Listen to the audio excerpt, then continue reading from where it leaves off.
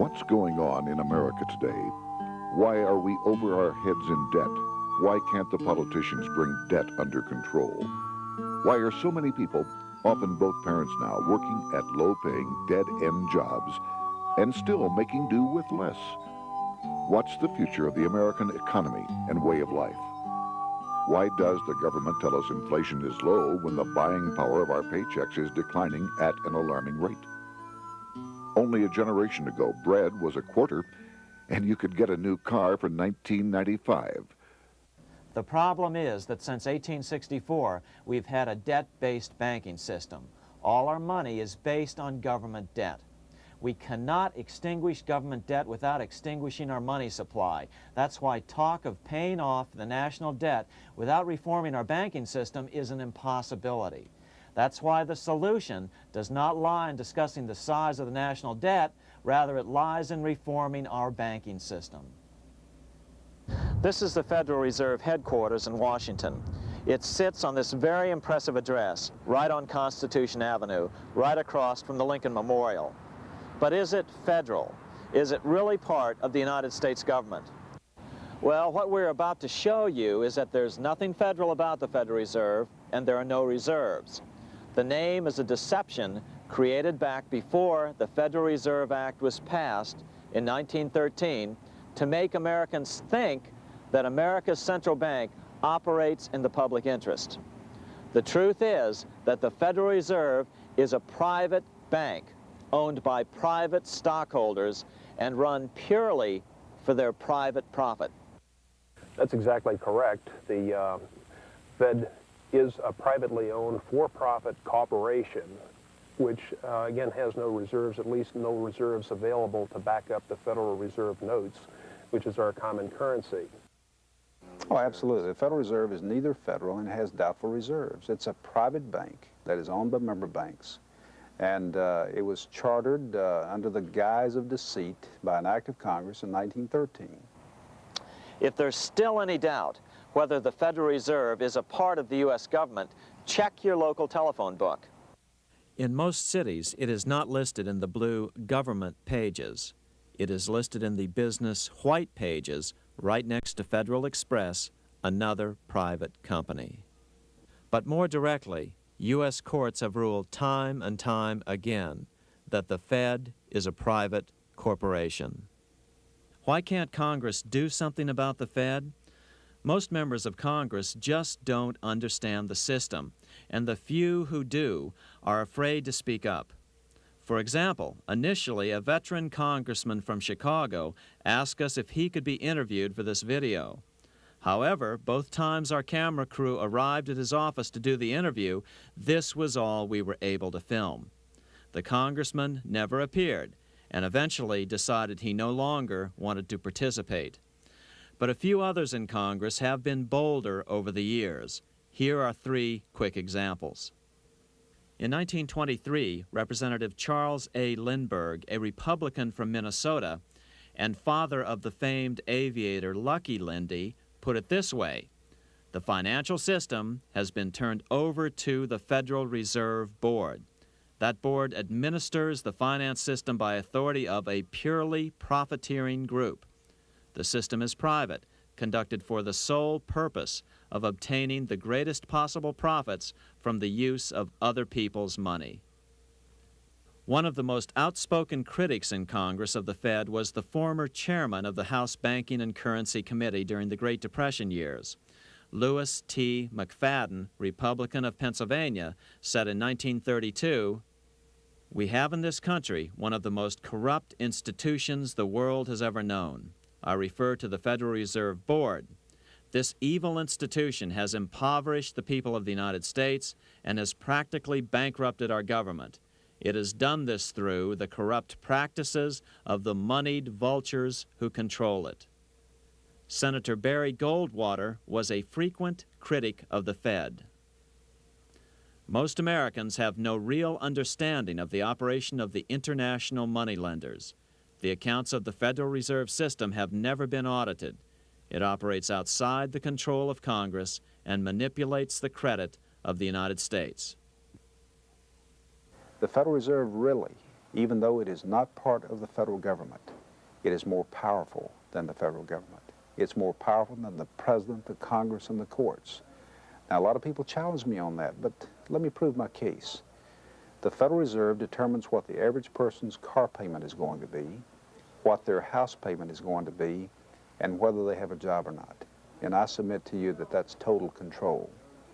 And the Federal Reserve is the largest single creditor of the United States government. What does Proverbs tell us? The borrower is servant to the lender. What one has to understand is that from the day the Constitution was adopted right up to today, the folks who profit from privately owned central banks, as Madison called them, the money changers, have fought a running battle for control over who gets to print America's money. Why is who prints the money so important? Think of money as just another commodity. If you have a monopoly on a commodity that everyone needs, everyone wants, and nobody has enough of, there are lots of ways to make a profit, and also exert tremendous political influence. That's what this battle is all about. Throughout the history of the United States, the money power has gone back and forth between Congress and some sort of privately owned central bank. The Founding Fathers knew the evils of a privately owned central bank. First of all, they had seen how the privately owned British central bank, the Bank of England, had run up the British national debt to such an extent that Parliament had been forced to place unfair taxes on the American colonies. In fact, as we'll see later, Ben Franklin claimed that this was the real cause of the American Revolution. Most of the Founding Fathers realized the potential dangers of banking and feared bankers' accumulation of wealth and power. Jefferson put it this way: I sincerely believe that banking institutions are more dangerous to our liberties than standing armies. The issuing power should be taken from the banks and restored to the people to whom it properly belongs. That succinct statement of Jefferson is, in fact, the solution to all our economic problems today. It bears repeating. The issuing power should be taken from the banks and restored to the people to whom it properly belongs. James Madison, the main author of the Constitution, agreed. Interestingly, he called those behind the central bank scheme money changers. Madison strongly criticized their actions. History records that the money changers have used every form of abuse, intrigue, deceit, and violent means possible to maintain their control over governments by controlling money and its issuance. The battle over who gets to issue our money has been the pivotal issue throughout the history of the United States. Wars are fought over it, depressions are caused to acquire it.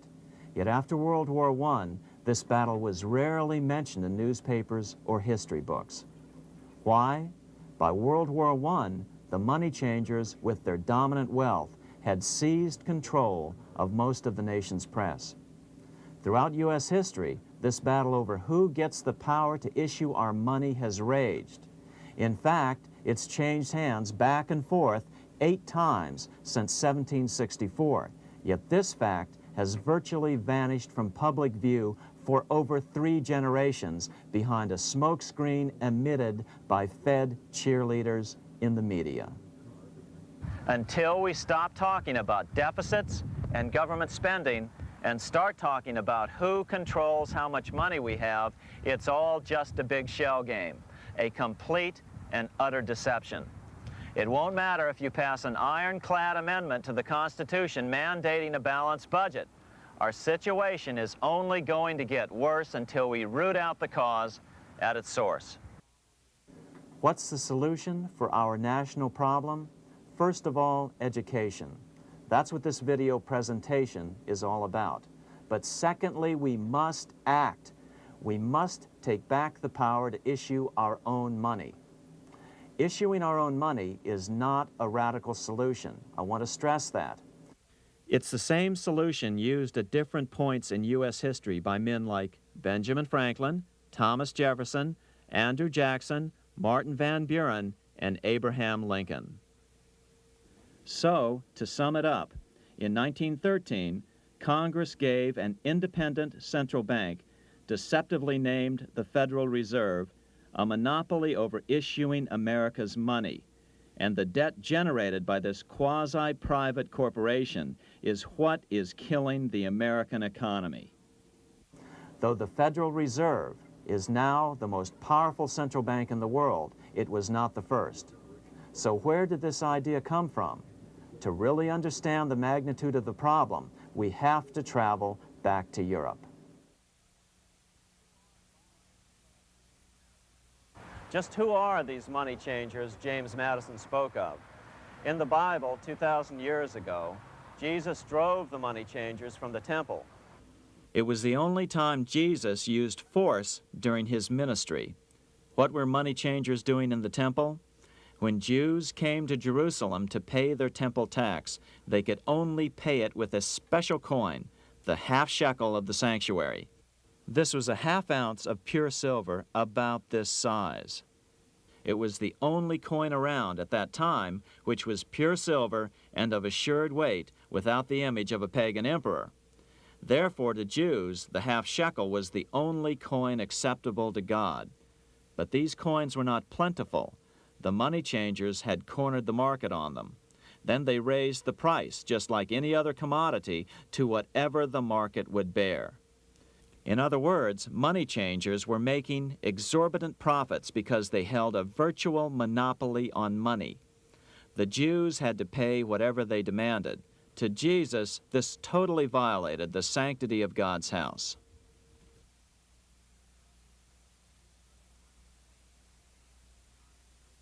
But the money-changing scam did not originate in Jesus' day. 200 years before Christ, Rome was having trouble with money changers. 2 early Roman emperors had tried to diminish the power of the money changers by reforming usury laws and limiting land ownership to 500 acres. They were both assassinated. In 48 BC, Julius Caesar took back the power to coin money from the money changers and minted coins for the benefit of all. With this new, plentiful supply of money, he built great public works projects. By making money plentiful, Caesar won the love of the common man. But the money changers hated him. Some believe this was an important factor in Caesar's assassination. One thing is for sure, with the death of Caesar came the demise of plentiful money in Rome. Taxes increased, as did corruption. Just as in the case of America today, usury and debased coin became the rule. Eventually, the Roman money supply was reduced by 90%. As a result, the common people lost their lands and their homes, just as is about to happen soon in America.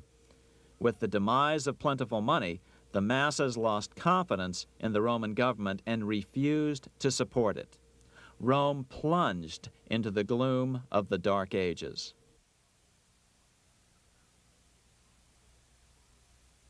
A 1,000 years after the death of Christ, money changers, those who loan out and manipulate the quantity of money, were active in medieval England.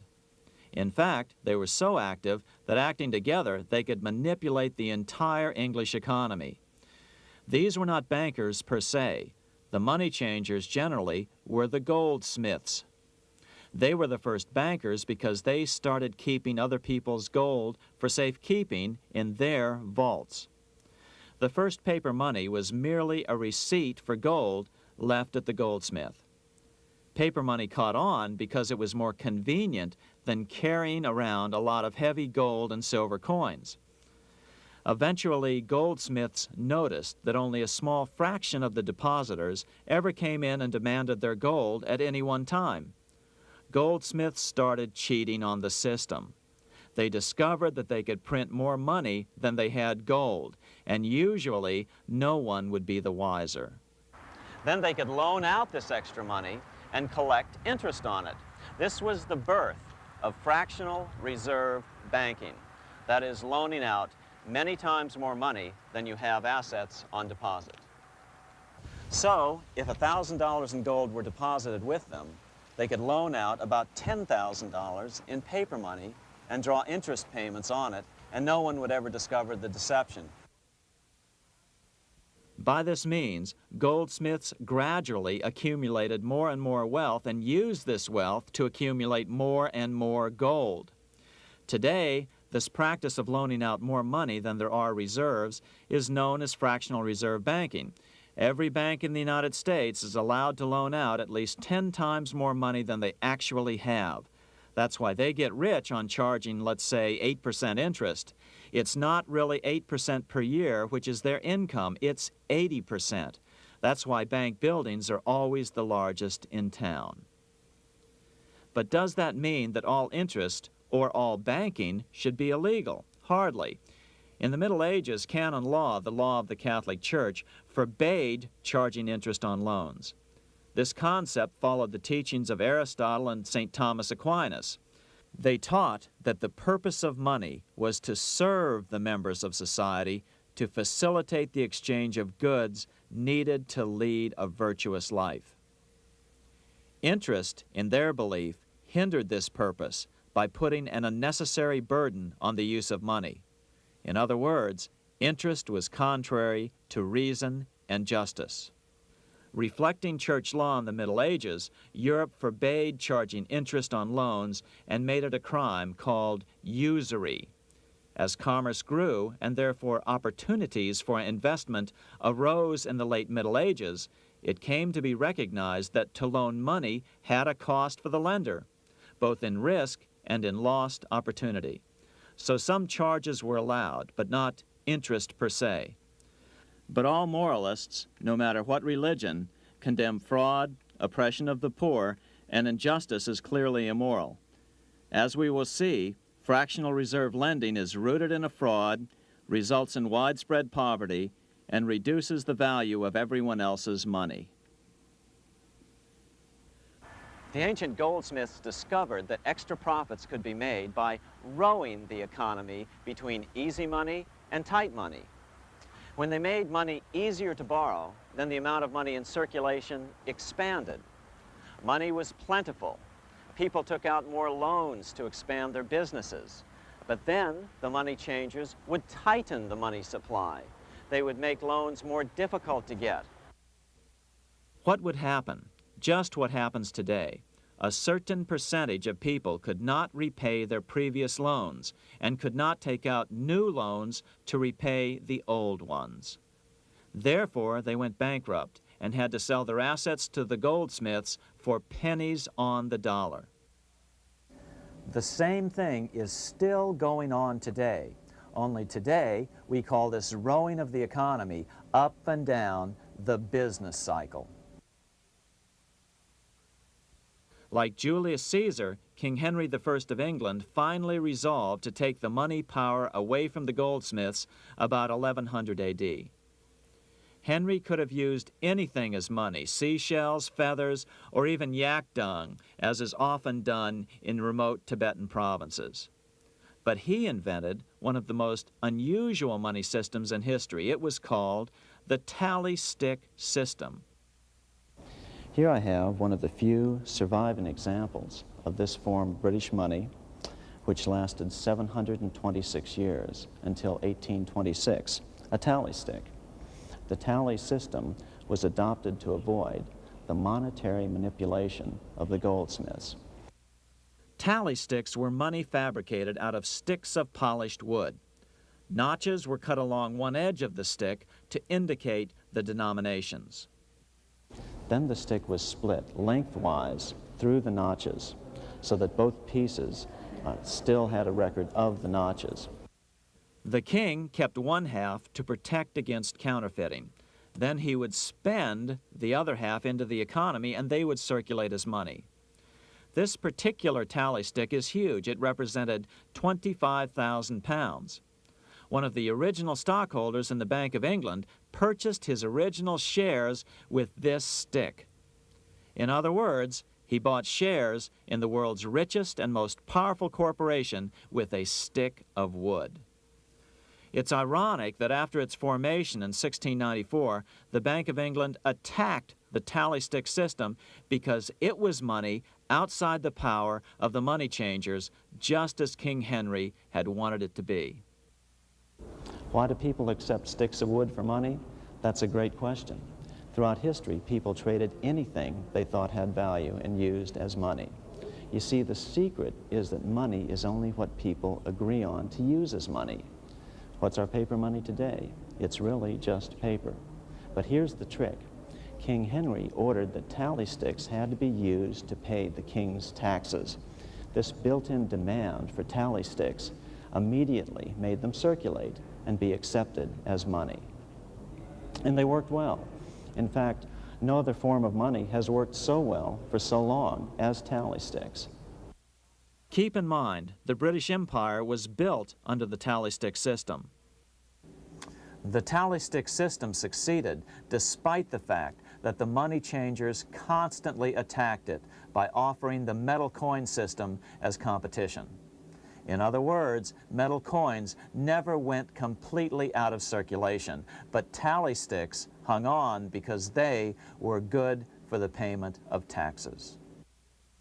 Finally, in the 1500s, King Henry VIII relaxed the laws concerning usury, and the money changers wasted no time reasserting themselves. They quickly made their gold and silver money plentiful for a few decades. But when Queen Mary took the throne and tightened the usury laws again, the money changers renewed the hoarding of gold and silver coins, forcing the economy to plummet. When Queen Mary's sister, Queen Elizabeth I, took the throne, she was determined to regain control over English money. Her solution was to issue gold and silver coins from the public treasury and take the control over the money supply away from the money changers. Although control over money was not the only cause of the English Revolution in 1642, religious differences fueled the conflict. Monetary policy played a major role. Financed by the money changers, Oliver Cromwell finally overthrew King Charles, purged the Parliament, and put the king to death. The money changers were immediately allowed to consolidate their financial power. The result was that for the next 50 years, the money changers plunged Great Britain into a series of costly wars. They took over a square mile of property in the center of London, known as the City of London. This area today is still known as one of the 3 predominant financial centers of the world. Conflicts with the Stuart kings led the money changers in England to combine with those in the Netherlands to finance the invasion of William of Orange, who overthrew the Stuarts in 1688 and took the English throne.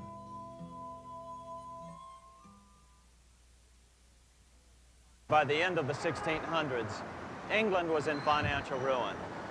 50 years of more or less continuous wars with France and Holland had exhausted her. Frantic government officials met with the money changers to beg for the loans necessary to pursue their political purposes. The price was high: a government-sanctioned, privately owned bank which could issue money created out of nothing. It was to be the modern world's first privately owned central bank, the Bank of England. Although it was deceptively called the Bank of England to make the general population think it was part of the government, it was not. Like any other private corporation, the Bank of England sold shares to get started. The investors, whose names were never revealed, were supposed to put up £1.25 million British pounds in gold coin to buy their shares in the bank, but only £750,000 was ever received. Despite that, the bank was duly chartered in 1694 and started out in the business of loaning out several times the money it supposedly had in reserves, all at interest. In exchange, the new bank would loan British politicians as much of the new currency as they wanted, as long as they secured the debt by direct taxation of the British people. So, legalization of the Bank of England amounted to nothing less than legal counterfeiting of a national currency for private gain. Unfortunately, nearly every nation now has a privately controlled central bank using the Bank of England as the basic model. Such is the power of these central banks that they soon take total control over a nation's economy. It soon amounts to nothing but a plutocracy, rule by the rich. It would be like putting control of the army in the hands of the mafia. The danger of tyranny would be extreme. Yes, we need central banks. No, we do not need them in private hands. The central bank scam is really a hidden tax. The nation sells bonds to the central bank to pay for things it does not have the political will to raise taxes to pay for. But the bonds are purchased with money the central bank creates out of nothing. More money in circulation makes your money worth less. The government gets as much money as it needs, and the people pay for it in inflation. The beauty of the plan is that not one person in 1,000 can figure it out because it's usually hidden behind complex-sounding economics gibberish. With the formation of the Bank of England, the nation was soon awash in money. Prices throughout the country doubled. Massive loans were granted for just about any wild scheme. One venture proposed to drain the Red Sea to recover gold supposedly lost when the Egyptian army drowned pursuing Moses and the Israelites. By 1698, government debt grew from the initial £1.25 million to £16 million. Naturally, taxes were increased and then increased again to pay for all of this. With the British money supply firmly in their grip, the British economy began a wild roller coaster series of booms and depressions, exactly the sort of thing a central bank claims it is determined to prevent. There are two things which I think are intrinsic not just to the Bank of England, but to central banking generally. The first is an involvement in the formulation of monetary policy with the specific objective of achieving monetary stability. However, since the Bank of England took control, the British pound has rarely been stable. Now let's take a look at the role of the Rothschild family, the family said to be the wealthiest in the world.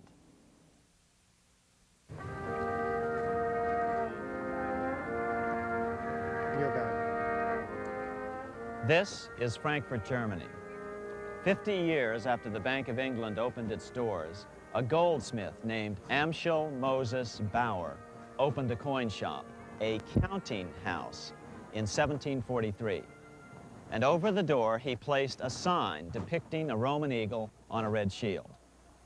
The shop became known as the Red Shield Firm, or in German, Rothschild. When his son, Amschel Meyer Bauer, inherited the business, he decided to change his name to Rothschild. Amschel soon learned that loaning money to governments and kings was more profitable than loaning to private individuals. Not only were the loans bigger, but they were secured by the nation's taxes. Mayer Rothschild had 5 sons. He trained them all in the skills of money creation, then sent them out to the major capitals of Europe to open branch offices of the family banking business. His first son, Amschel Meyer, stayed in Frankfurt to mind the hometown bank. His second son, Solomon, was sent to Vienna. His third son, Nathan, was clearly the most clever. He was sent to London at age 21 in 1798, 100 years after the founding of the Bank of England. His fourth son, Karl, went to Naples, and his fifth son, Jacob, went to Paris. In 1785, Mayer Amschel moved his entire family to this larger house, a 5-story dwelling he shared with the Schiff family. This house was known as the Green Shield. The Rothschilds and the Schiffs would play a central role in the rest of European financial history and in that of the United States. The Rothschilds broke into dealings with European royalty here at Wilhelmshof, the palace of the wealthiest man in Germany. In fact, the wealthiest monarch in all Europe, Prince William of Hesse-Kassel. At first, the Rothschilds were only helping William speculate in precious coins. But when Napoleon chased Prince William into exile, he sent £550,000, a gigantic sum at that time, to Nathan Rothschild in London with instructions for him to buy consols, British government bonds, also called government stock. But Rothschild used the money for his own purposes. With Napoleon on the loose, the opportunities of wartime investments were nearly limitless. William returned here sometime prior to the Battle of Waterloo in 1815. He summoned Rothschild and demanded his money back. The Rothschilds returned William's money with the interest the British consuls would have paid him had the investment actually been made. But the Rothschilds kept all the past profits they had made using William's money. Nathan Rothschild later bragged that in the 17 years he'd been in England, he'd increased his original £20,000 stake given to him by his father by 2,500 times. By cooperating within the family, the Rothschilds soon grew unbelievably wealthy. By the mid-1800s, they dominated all European banking and were certainly the wealthiest family in the world. They financed Cecil Rhodes, making it possible for him to establish a monopoly over the diamond and gold fields of South Africa. In America, they financed the Harrimans and railroads, the Vanderbilts and railroads and the press, and Carnegie in the steel industry, among many others. In fact, during World War I, J.P. Morgan was thought to be the richest man in America. But after his death, it was discovered that he was actually only a lieutenant of the Rothschilds. Once Morgan's will was made public, it was discovered that he owned only 19% of J.P. Morgan companies. By 1850, James Rothschild, the heir of the French branch of the family, was said to be worth 600 million French francs, 150 million more than all the other bankers in France put together. He built this mansion called Ferrier, just east of Paris. Wilhelm I, on seeing it, exclaimed, "Kings couldn't afford this. It could only belong to a Rothschild." Another 19th century French commentator put it this way: "There is but one power in Europe, and that is Rothschild." There is no evidence that their predominant standing in European or world finance has changed. Now let's take a look at the results the Bank of England had produced on the British economy and how that later was the root cause of the American Revolution.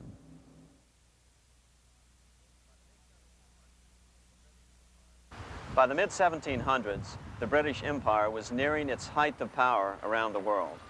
But Britain had fought 4 costly wars in Europe since the creation of their privately owned central bank, the Bank of England. The cost had been high. To finance these wars, the British Parliament here had borrowed heavily from the bank. By the mid-1700s, the government's debt here in Britain was £140 million, a staggering sum for those days. Consequently, the British government embarked on a program of trying to raise revenues from their American colonies in order to make their interest payments to the bank. But in America, it was a different story. The scourge of a privately owned central bank had not yet hit. This is Independence Hall in Philadelphia, where the Declaration of Independence and Constitution were signed. In the mid-1700s, pre-revolutionary America was still relatively poor. There was a severe shortage of precious metal coins to trade for goods, so the early colonists were forced to experiment with printing their own homegrown paper money. Some of these experiments were successful. Franklin was a big supporter of the colonies printing their own paper money. In 1757, Franklin was sent to London. He ended up staying for the next 18 years here, nearly until the start of the American Revolution. During this period, the American colonies began to issue their own money. Called colonial scrip, the endeavor was very successful. It provided a reliable medium of exchange, and it also helped to provide a feeling of unity between the colonies. Remember, colonial scrip was just paper money, debt-free money, printed in the public interest, and not backed by gold or silver coin. In other words, it was a totally fiat currency. One day, officials of the Bank of England asked Franklin how he would account for the newfound prosperity of the colonies. Without hesitation, he replied, "That is simple. In the colonies, we issue our own money. It is called colonial scrip. We issue it in proper proportion to the demands of trade and industry to make the products pass easily from the producers to the consumers. In this manner, creating for ourselves our own paper money, we control its purchasing power, and we have no interest to pay to no one." This was just common sense to Franklin, but you can imagine the impact it had on the Bank of England. America had learned the secret of money, and that genie had to be returned to its bottle as soon as possible.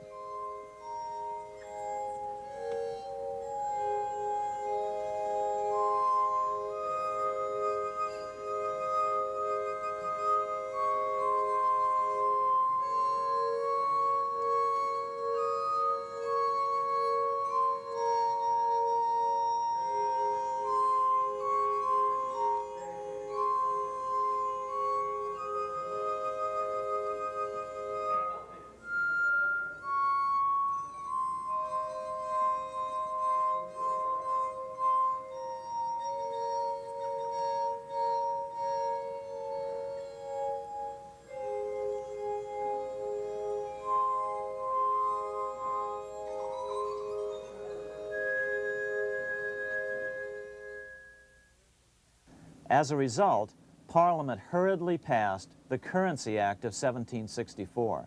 This prohibited colonial officials from issuing their own money and ordered them to pay all future taxes in gold or silver coins. In other words, it forced the colonies on a gold or silver standard. For those who still believe that a gold standard is the answer for America's current monetary problems, look what happened to America after that. Writing in his autobiography, Franklin said, "In 1 year, the conditions were so reversed that the era of prosperity ended and a depression set in to such an extent that the streets of the colonies were filled with unemployed." Franklin claims that this was even the basic cause for the American Revolution. As Franklin put it in his autobiography, The colonies would gladly have borne a little tax on tea and other matters had it not been that England took away from the colonies their money, which created unemployment and dissatisfaction. The inability of the colonists to get the power to issue their own money permanently out of the hands of George III and the international bankers was the prime reason for the Revolutionary War. by the time the first shots were fired in Lexington, Massachusetts on April 19, 1775, the colonies had been drained of gold and silver coin by British taxation.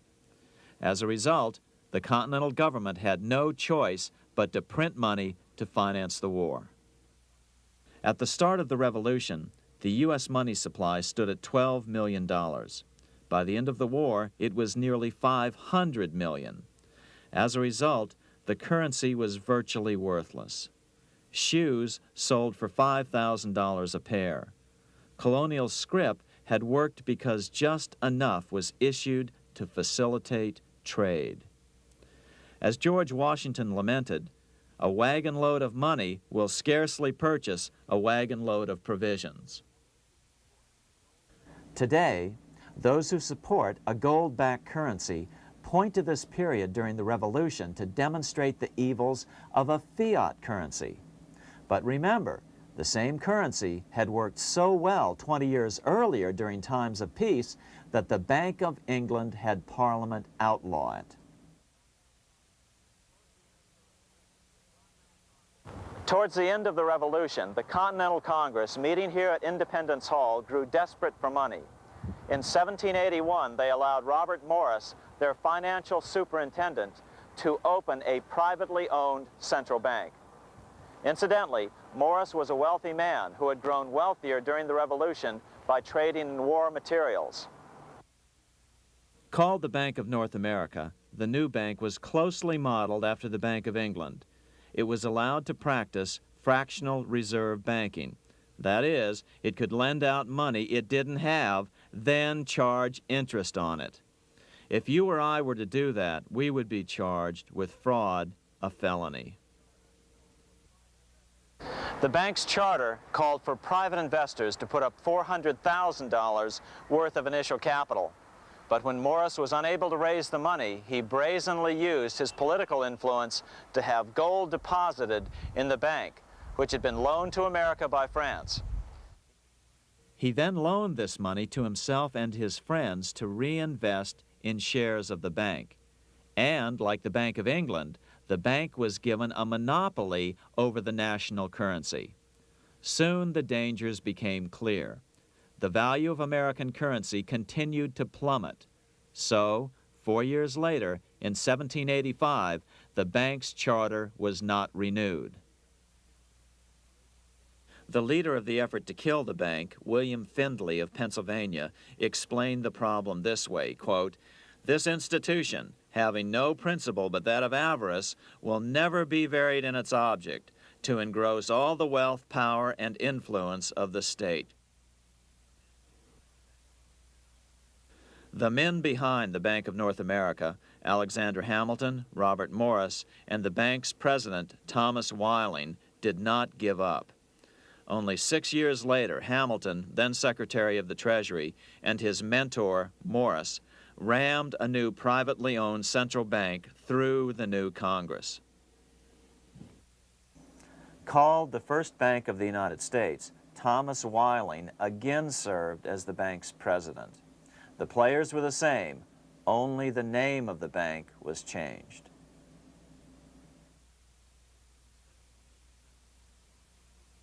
In 1787, colonial leaders assembled in Philadelphia to replace the ailing Articles of Confederation. As we saw earlier, both Thomas Jefferson and James Madison were unalterably opposed to a privately owned central bank. They had seen the problems caused by the Bank of England. They wanted nothing of it. As Jefferson later put it,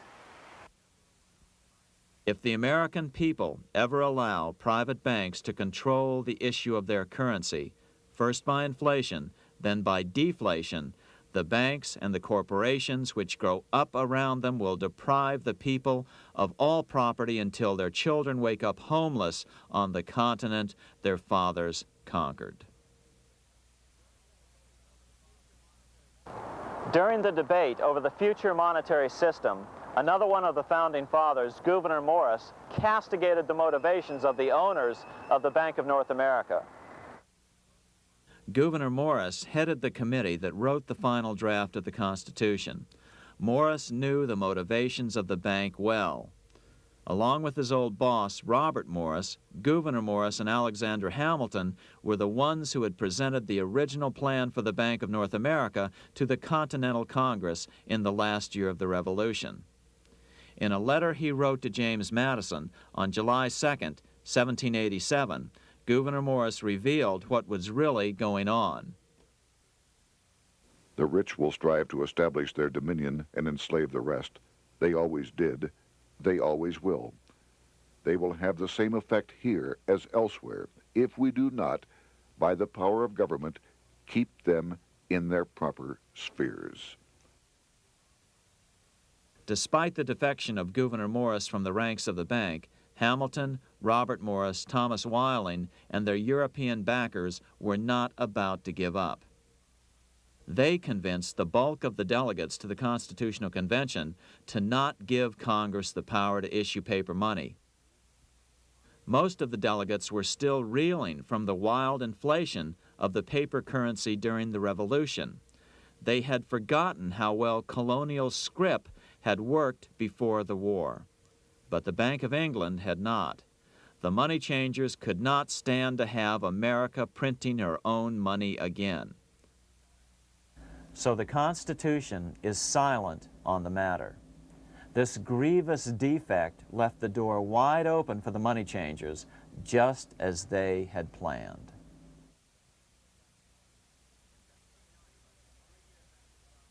In 1790, less than 3 years after the Constitution had been signed, the money changers struck again. The newly appointed first Secretary of the Treasury, Alexander Hamilton, proposed a bill to the Congress calling for a new, privately owned central bank. Coincidentally, that was the very year that Amschel Rothschild made his pronouncement from his flagship bank in Frankfurt. Let me issue and control a nation's money, and I care not who writes the laws. Alexander Hamilton was a tool of the international bankers, and he wanted to create the U.S. Bank, the BUS, or the Bank of the United States, and did so. Interestingly, one of Hamilton's first jobs after graduating from law school in 1782 was as an aide to Robert Morris, the head of the Bank of North America. In fact, the year before, Hamilton had written Morris a letter saying, "A national debt, if it is not excessive, will be to us a national blessing." A blessing to whom? After a year of intense debate, in 1791, Congress passed the bill and gave it a 20-year charter. The new bank was to be called the First Bank of the United States, or BUS. Here we are in front of the First Bank of the United States in Philadelphia. The bank was given a monopoly on printing U.S. currency, even though 80% of its stock would be held by private investors. The other 20% would be purchased by the U.S. government. But the reason was not to give the government a piece of the action. It was to provide the capital for the other 80% owners. As with the old Bank of North America and the Bank of England before that, the stockholders never paid the full amount for their shares. The U.S. government put up their initial $2 million in cash. Then the bank, through the old magic of fractional reserve lending, made loans to its charter investors so they could come up with the remaining $8 million of capital needed for this risk-free investment. Like the Bank of England, the name of the Bank of the United States was deliberately chosen to hide the fact that it was privately controlled. And like the Bank of England, the names of the investors in the bank were never revealed. Many years later, it was a common saying that the Rothschilds were the power behind the old Bank of the United States. The bank was sold to Congress as a way to bring stability to the banking system and eliminate inflation. So what happened? Over the first 5 years, the U.S. government borrowed $8.2 million from the Bank of the United States. In the same 5-year period, prices rose by 72%. Jefferson, as the new Secretary of State, watched the borrowing with sadness and frustration, unable to stop it. I wish it were possible to obtain a single amendment to our Constitution, taking from the federal government the power of borrowing. Millions of Americans feel the same way today. They watch in helpless frustration as the federal government borrows the American economy into oblivion. So, although it was called the First Bank of the United States, it was not the first attempt at a privately owned central bank in this country. As with the Bank of North America, the government put up most of the cash to get this private bank going, then the bankers loaned the money to each other to buy the remaining stock in the bank. It was a scam, plain and simple, and they wouldn't be able to get away with it for long. But first, we have to travel back to Europe to see how a single man was able to manipulate the entire British economy by obtaining the first news of Napoleon's final defeat.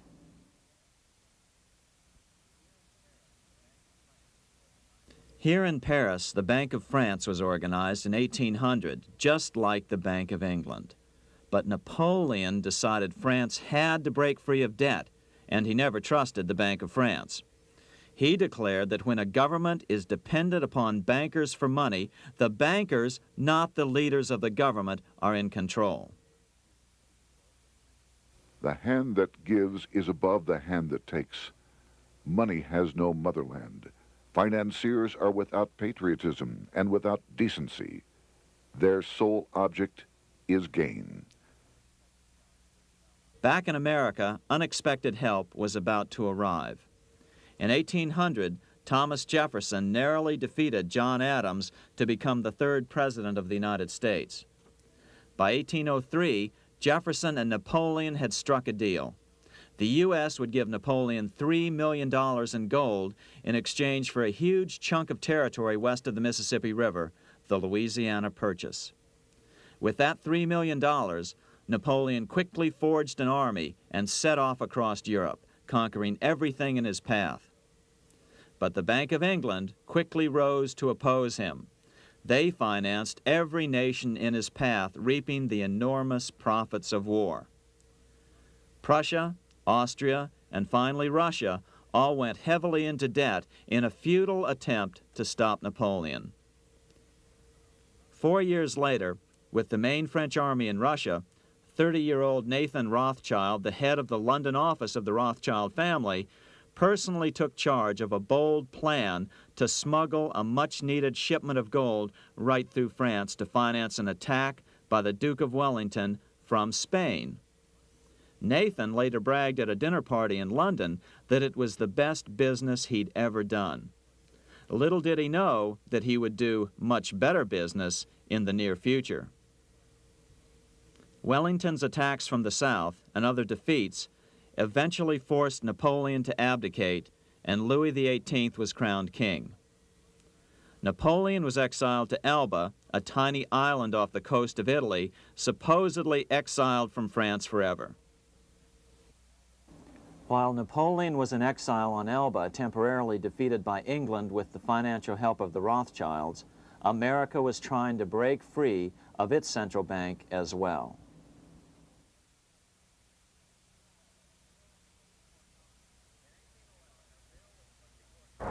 In 1811, a bill was put before Congress to renew the charter of the Bank of the United States. The debate grew very heated, and the legislatures of both Pennsylvania and Virginia passed resolutions asking Congress to kill the bank.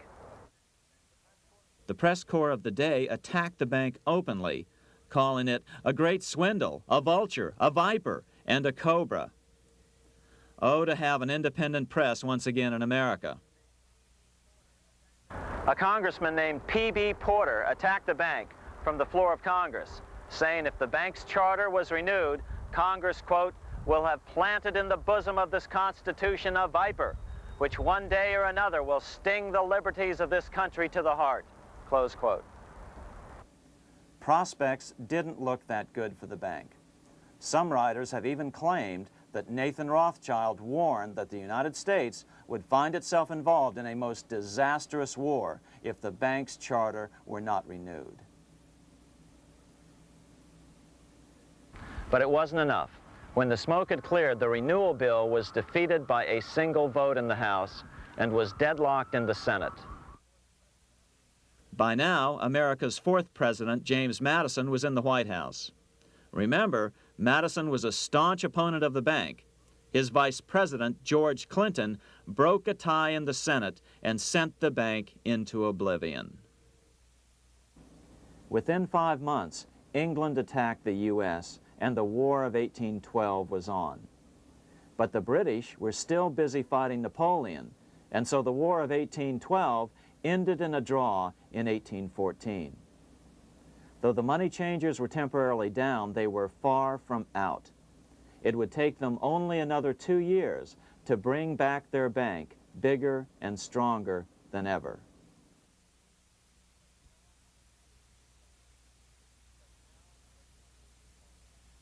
But now let's return to Napoleon, because nothing else in history more aptly demonstrates the ingenuity of the Rothschild family than their control of the British stock market after Waterloo. In 1815, a year after the end of the War of 1812 in America, Napoleon escaped his exile and returned to Paris. French troops were sent out to capture him, but such was his charisma that the soldiers rallied around their old leader and hailed him as their emperor once again. In March of 1815, Napoleon equipped an army which Britain's Duke of Wellington defeated less than 90 days later at Waterloo. Some writers claim Napoleon borrowed £5 million from the Bank of England to rearm, but it appears these funds actually came from the Ouvard banking house in Paris. Nevertheless, from about this point on, it was not unusual for privately controlled central banks to finance both sides in a war.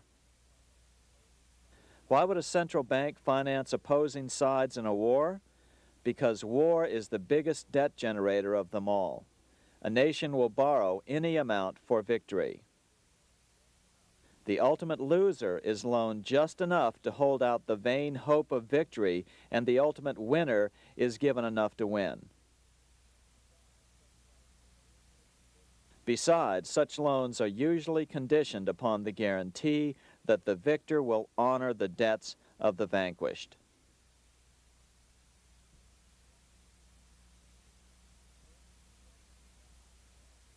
This is the Waterloo battlefield about 200 miles northeast of Paris in what today is Belgium. Here Napoleon suffered his final defeat, but not before thousands of French and Englishmen gave their lives on a steamy summer day in July of 1815. Right over there, on June 18, 1815, 74,000 French troops met 67,000 troops from Britain and other European nations. The outcome was certainly in doubt. In fact, had Napoleon attacked a few hours earlier, he would probably have won the battle. But no matter who won or lost, back in London, Nathan Rothschild planned to use the opportunity to try to seize control over the British stock and bond market and possibly even the Bank of England. Rothschild stationed a trusted agent, a man named Rothworth, on the north side of the battlefield, closer to the English Channel. Once the battle had been decided, Rothworth took off for the Channel. He delivered the news to Nathan Rothschild a full 24 hours before Wellington's own courier.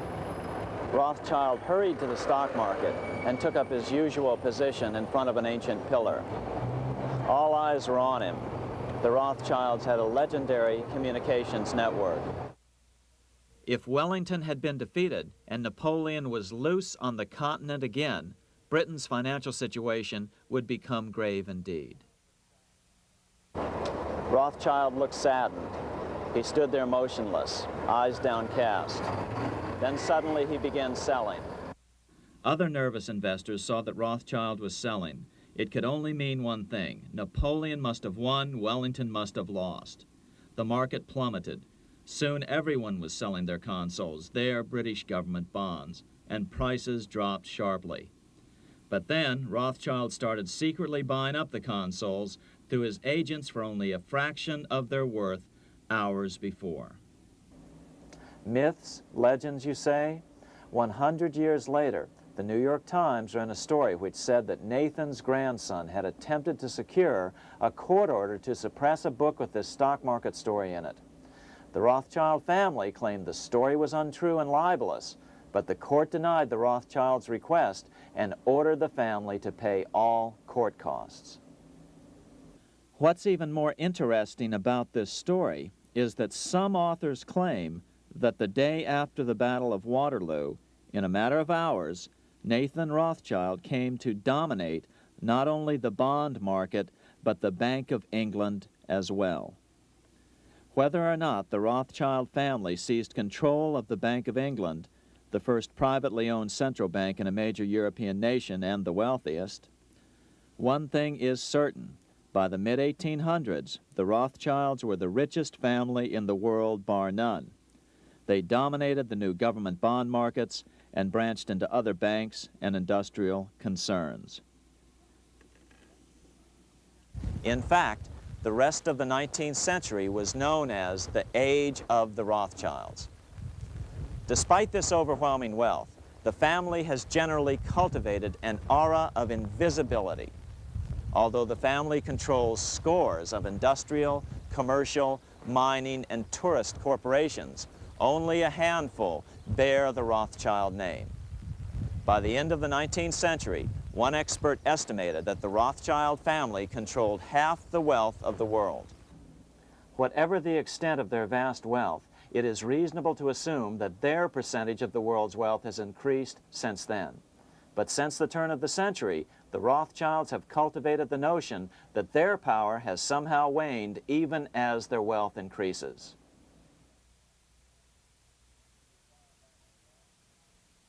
Meanwhile, back in Washington in 1816, just 1 year after Waterloo and Rothschild's alleged takeover of the Bank of England, the American Congress passed a bill permitting yet another privately owned central bank. This bank was called the Second Bank of the United States. The new bank's charter was a copy of the previous banks. The U.S. government would own 20% of the shares of the bank. Of course, the federal share was paid by the Treasury up front into the bank's coffers. Then, through the magic of fractional reserve lending, it was transformed into loans to private investors who then bought the remaining 80% of the shares. Just as before, the primary stockholders remained a secret. But it is known that the largest block of shares, about 1/3 of the total, were sold to foreigners.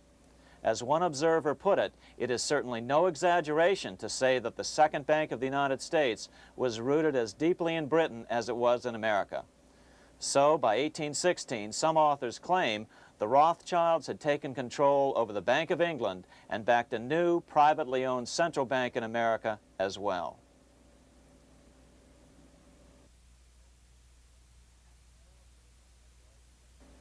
After 12 years of manipulations of the U.S. economy on the part of the Second Bank of the U.S., the American people had had just about enough. Opponents of the bank nominated a dignified senator from Tennessee, Andrew Jackson, the hero of the Battle of New Orleans, to run for president. This is his home, the Hermitage. No one gave Jackson a chance initially. The bank had long ago learned how the political process could be controlled with money. To the surprise and dismay of the money changers, Jackson was swept into office in 1828. Jackson was determined to kill the bank at the first opportunity and wasted no time in trying to do so. But the bank's 20-year charter didn't come up for renewal until 1836, the last year of his second term, if he could survive that long. During his first term, Jackson contented himself with rooting out the bank's many minions from government service. He fired 2,000 of the 11,000 employees of the federal government.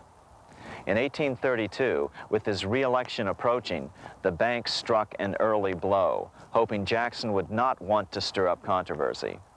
They asked Congress to pass a renewal bill 4 years early.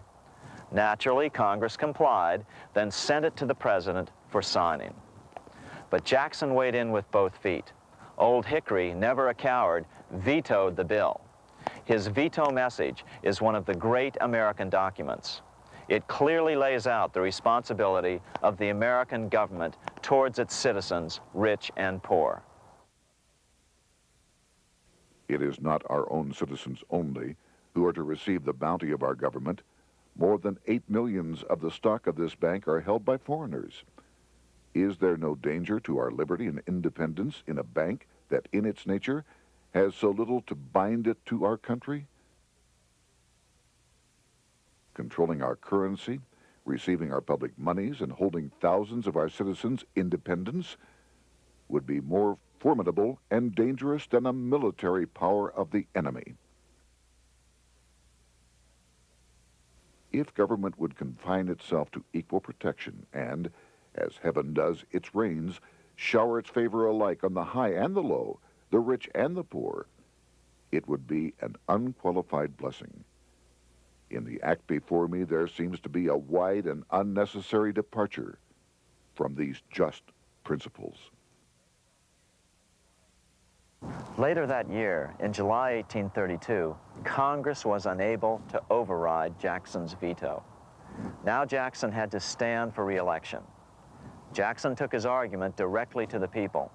For the first time in U.S. history, Jackson took his presidential campaign on the road. Before then, presidential candidates stayed at home and looked presidential.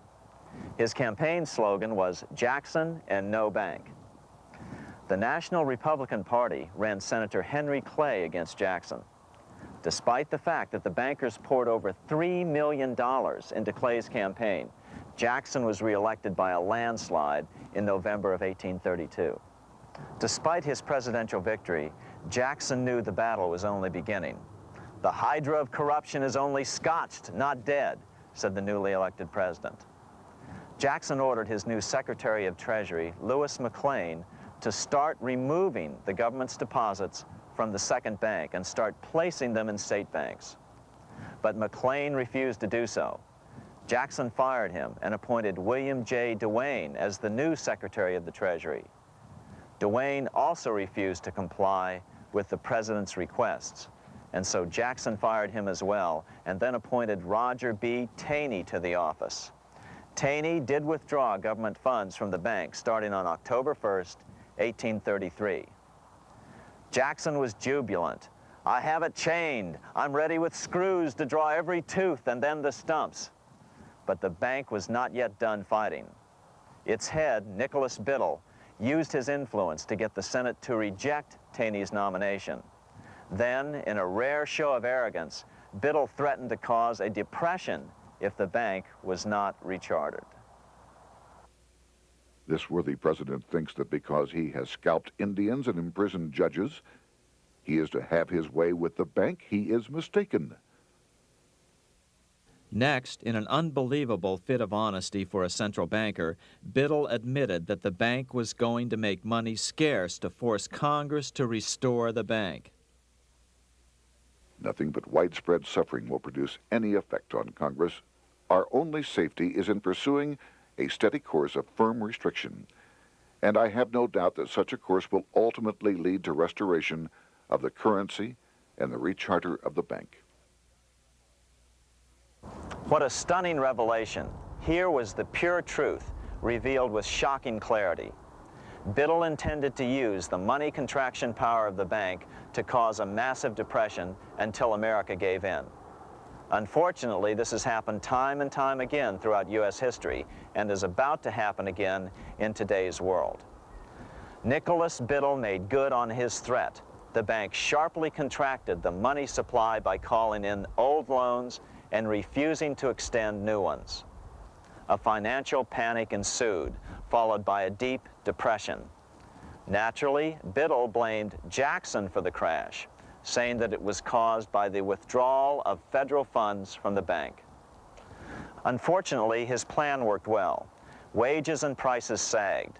Unemployment soared along with business bankruptcies. The nation quickly went into an uproar. Newspaper editors blasted Jackson in editorials. The bank threatened to withhold payments, which then could be made directly to key politicians for their support. Within only months, Congress assembled in what was called the panic session. 6 months after he had withdrawn funds from the bank, Jackson was officially censured by a resolution which passed the Senate by a vote of 26 to 20. It was the first time a president had ever been censured by Congress. Jackson lashed out at the bank. "You are a den of vipers. I intend to rout you out, and by eternal God, I will rout you out." America's fate teetered on a knife edge. If Congress could muster enough votes to override Jackson's veto, the bank would be granted another 20-year monopoly or more over America's money, time enough to consolidate its already great power. Then a miracle occurred. The governor of Pennsylvania came out supporting President Jackson and strongly criticized the bank.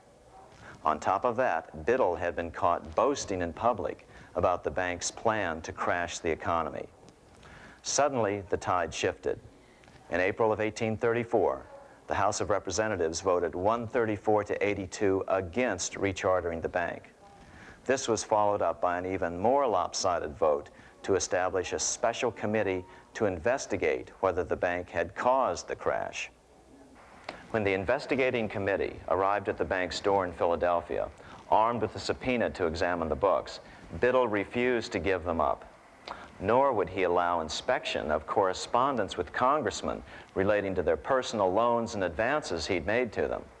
He also refused to testify before the committee back in Washington.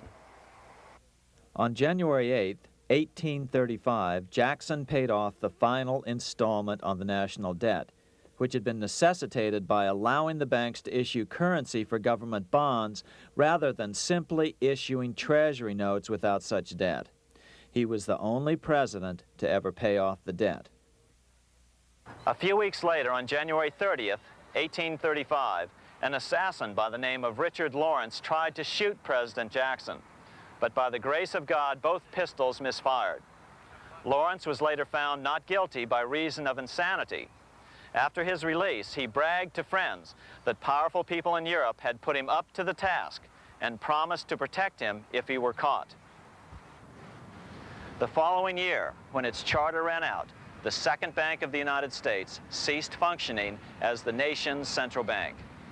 Biddle was later arrested and charged with fraud. He was tried and acquitted, but died shortly thereafter while still tied up in civil suits. After his second term as president, Jackson retired here to the Hermitage outside of Nashville to live out his life. He is still remembered here for his determination to kill the bank. In fact, he killed it so well that it took the money changers 77 years to undo the damage. When asked what his most important accomplishment had been, Jackson replied, "I killed the bank." Unfortunately, even Jackson failed to grasp the entire picture and its root cause. Although Jackson had killed the central bank, the most insidious weapon of the money changers, fractional reserve banking, remained in use by the numerous state-chartered banks. This fueled economic instability in the years before the Civil War. Still, the central bankers were out, and as a result, America thrived as it expanded westward. During this time, the principal money changers struggled to regain their lost centralized power, but to no avail. Then, finally, they reverted to the old central bankers' formula: war to create debt and dependency. If they couldn't get their central bank any other way, America could be brought to its knees by plunging it into a civil war, just as they had done in 1812 after the first Bank of the United States was not rechartered. 1 month after the inauguration of Abraham Lincoln, the first shots of the American Civil War were fired here at Fort Sumter, South Carolina, on April 12, 1861. Certainly slavery was a cause for the Civil War, but not the primary cause. Lincoln knew that the economy of the South depended upon slavery, and so before the Civil War, he had no intention of eliminating it. Lincoln had put it this way in his inaugural address only 1 month earlier. I have no purpose, directly or indirectly, to interfere with the institution of slavery in the states where it now exists. I believe I have no lawful right to do so, and I have no inclination to do so. Even after the first shots were fired here at Fort Sumter, Lincoln continued to insist that the Civil War was not about the issue of slavery. My paramount objective is to save the Union, and it is not either to save or destroy slavery. If I could save the Union without freeing any slave, I would do it. So what was the Civil War all about? There were many factors at play. Northern industrialists had used protective tariffs to prevent the southern states from buying cheaper European goods. Europe retaliated by stopping cotton imports from the South. The southern states were in a double financial bind. They were forced to pay more for most of the necessities of life while their income from cotton exports plummeted. The South was angry. But there were other factors at work. The money changers were still stung by America's withdrawal from their control 25 years earlier. Since then, America's wildcat economy had made the nation rich, a bad example for the rest of the world. The central bankers now saw an opportunity to split the rich new nation, to divide and conquer by war. Was this just some sort of wild conspiracy theory at the time? Well, let's take a look at what a well-placed observer of the scene had to say at the time. His name was Otto von Bismarck, Chancellor of Germany, the man who united the German states a few years later. The division of the United States into federations of equal force was decided long before the Civil War by the high financial powers of Europe. These bankers were afraid that the United States, if they remained as one bloc and as one nation, would attain economic and financial independence which would upset their financial domination over the world. Within months after the first shots here at Fort Sumter, the central bankers loaned Napoleon III of France, the nephew of the Waterloo Napoleon, 210 million francs to seize Mexico and station troops along the southern border of the U.S., taking advantage of their war to violate the Monroe Doctrine and return Mexico to colonial rule. No matter what the outcome of the Civil War, a weakened America, heavily indebted to the money changers, would open up Central and South America once again to European colonization and domination. The very thing America's Monroe Doctrine had forbade in 1823. At the same time, Great Britain moved 11,000 troops into Canada and positioned them menacingly along America's northern border. The British fleet went to war alert should their quick intervention be called for.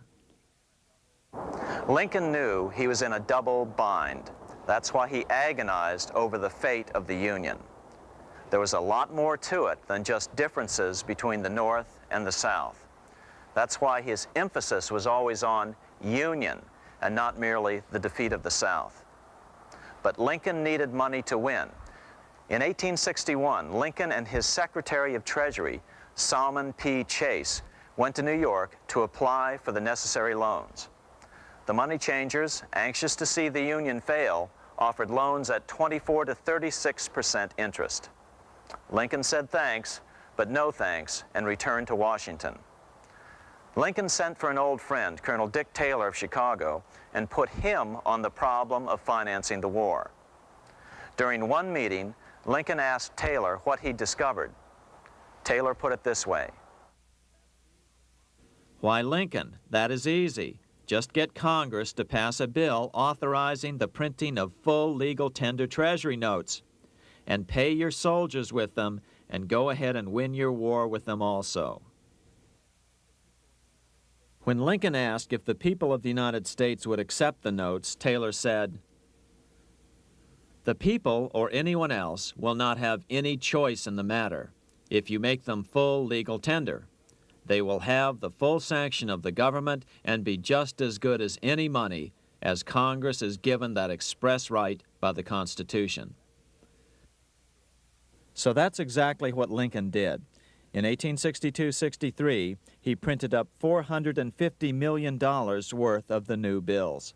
In order to distinguish them from other banknotes in circulation, he printed them in green ink on the back side. That's why the notes were called greenbacks. With this new money, Lincoln paid the troops and bought their supplies. During the course of the war, nearly $450 million worth of greenbacks were printed at no interest to the federal government. Lincoln understood who was really pulling the strings and what was at stake for the American people. This is how he explained his rationale. The government should create, issue, and circulate all the currency and credit needed to satisfy the spending power of the government and the buying power of consumers. The privilege of creating and issuing money is not only the supreme prerogative of government, but it is the government's greatest creative opportunity. By the adoption of these principles, the taxpayers will be saved immense sums of interest. Money will cease to be master and become the servant of humanity.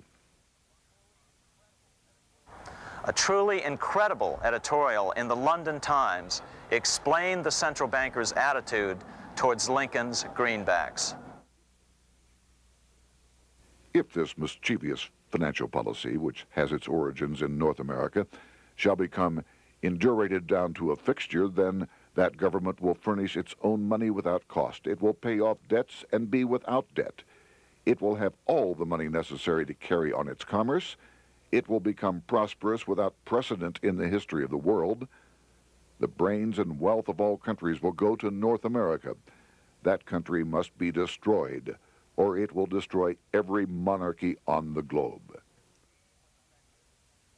The scheme was effective, so effective that the next year, 1863, with Federal and Confederate troops beginning to mass for the decisive battle of the Civil War, and the Treasury in need of further congressional authority to issue more greenbacks, Lincoln allowed the bankers to push through the National Bank Act.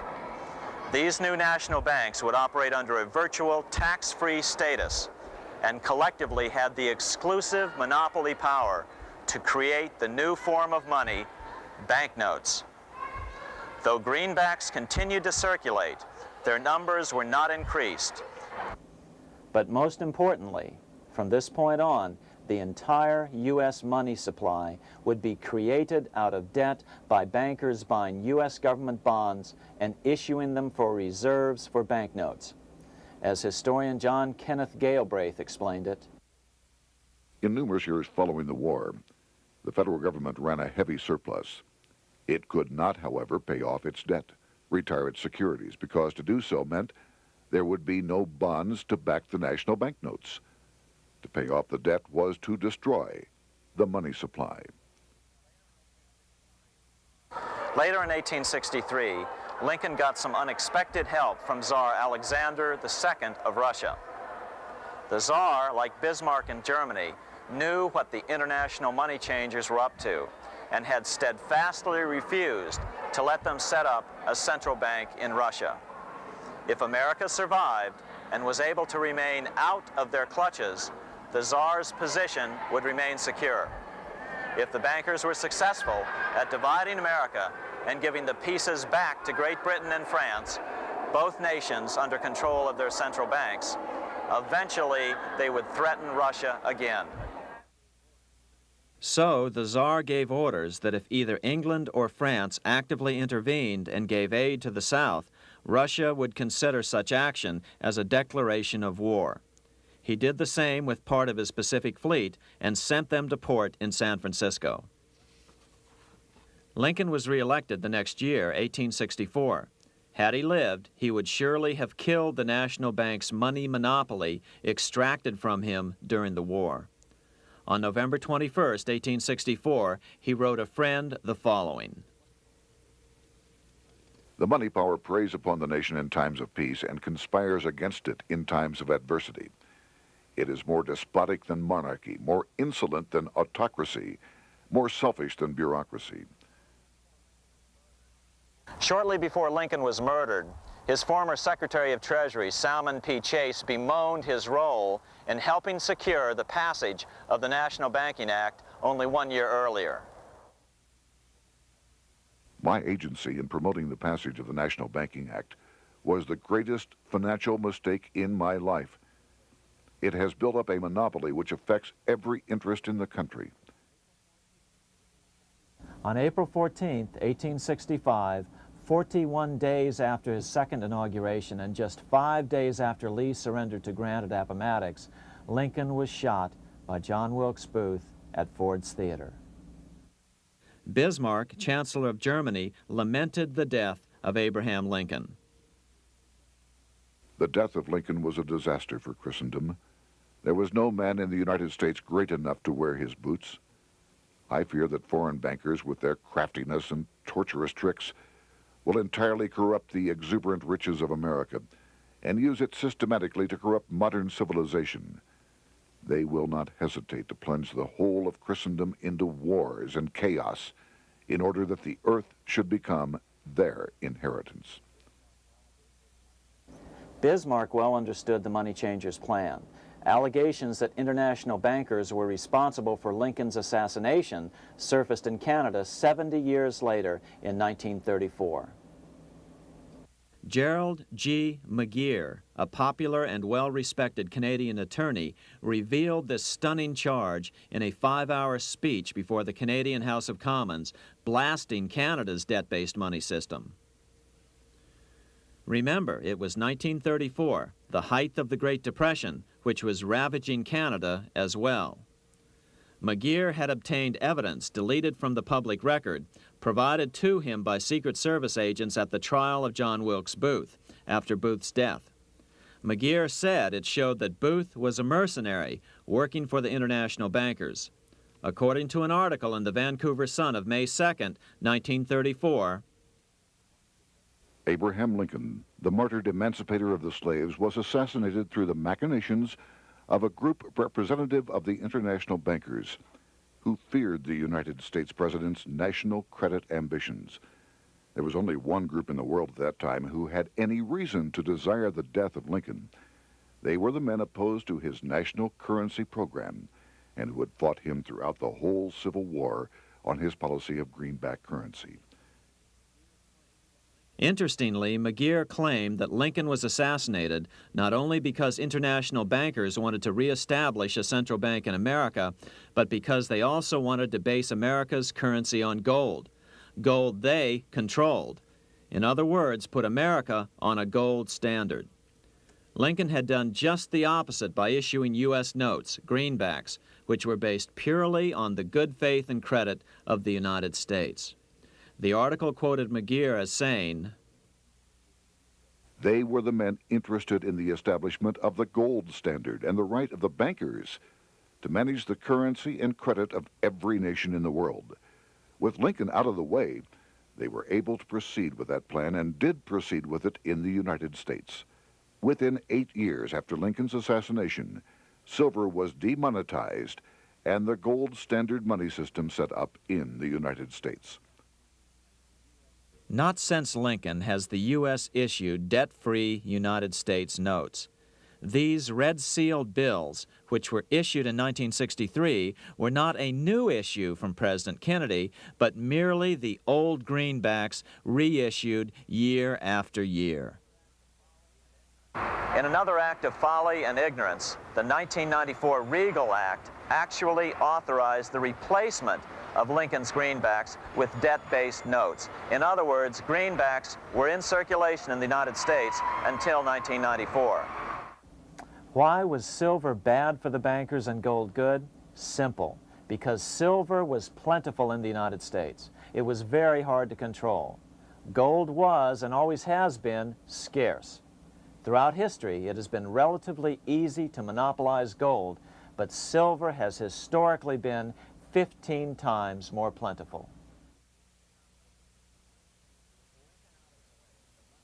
With Lincoln out of the way, the money changers' next objective was to gain complete control over America's money. This was no easy task. With the opening of the American West, silver had been discovered in huge quantities. On top of that, Lincoln's greenbacks were generally popular. Despite the European central bankers' deliberate attacks on greenbacks, they continued to circulate in the United States, in fact, until a few years ago. According to historian W. Cleon Skousen, right after the Civil War, there was considerable talk about reviving Lincoln's brief experiment with the constitutional monetary system.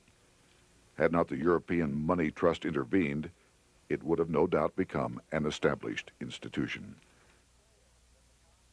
It is clear that the concept of America printing her own debt-free money sent shockwaves throughout the European central banking elite. They watched with horror as Americans clamored for more greenbacks. They may have killed Lincoln, but support for his monetary ideas grew. On April 12, 1866, nearly 1 year to the day of Lincoln's assassination, Congress went to work at the bidding of the European central banking interests. It passed the Contraction Act, authorizing the Secretary of the Treasury to begin to retire some of the greenbacks in circulation and thereby contract the money supply. Authors Theodore R. Thorin and Richard F. Warner explained the results of the money contraction in their classic book on the subject, The Truth in Money Book. The hard times which occurred after the Civil War could have been avoided if the greenback legislation had continued as President Lincoln had intended.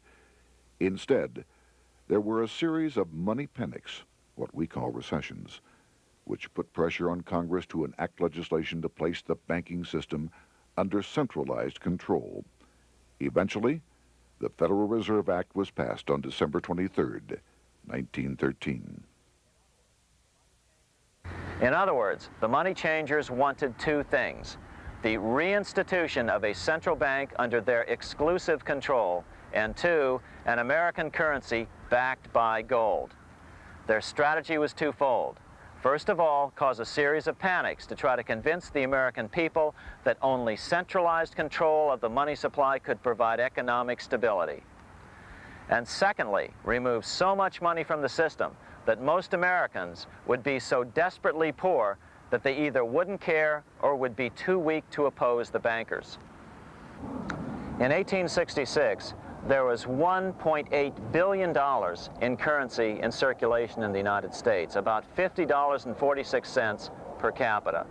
In 1867 alone, $500 million, $500 million, was removed from the U.S. money supply.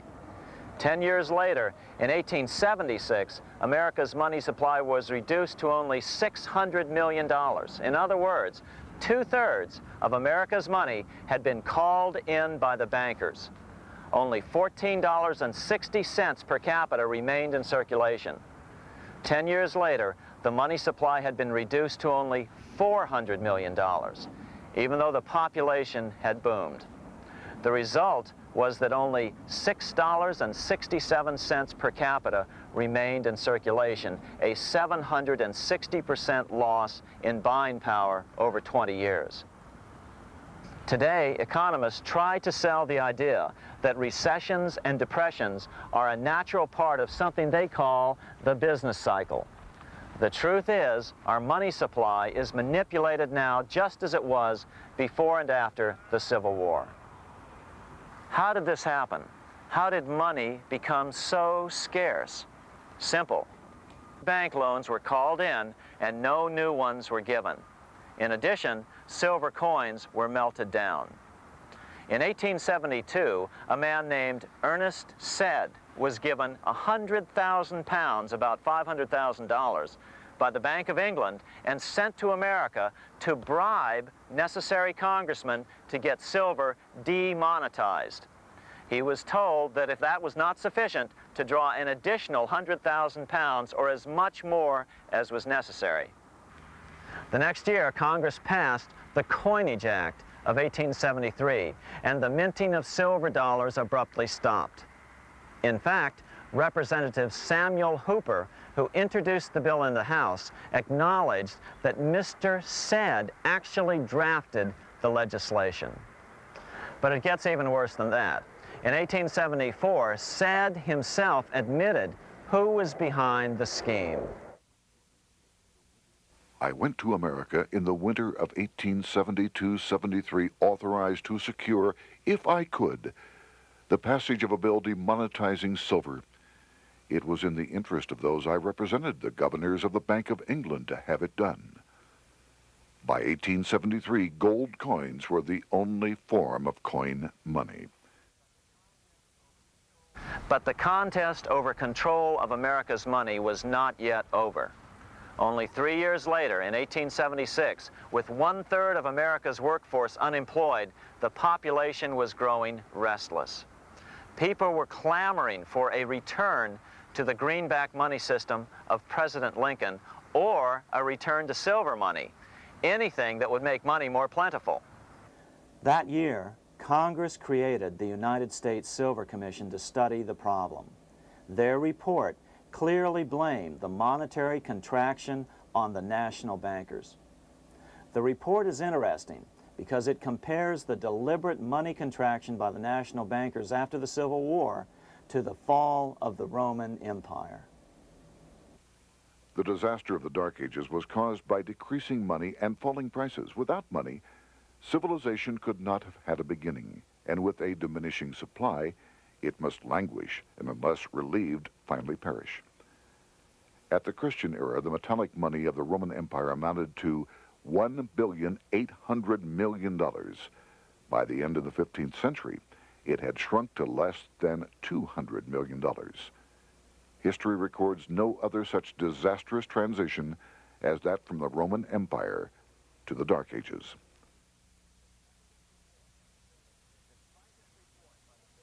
Despite this report by the Silver Commission, Congress took no action.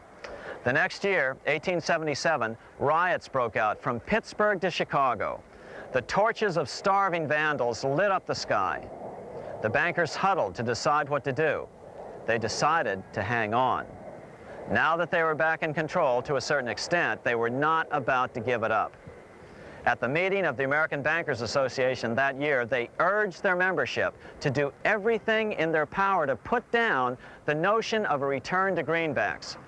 The ABA Secretary, James Buell, authored a letter to the members which blatantly called on the banks to subvert not only Congress, but the press.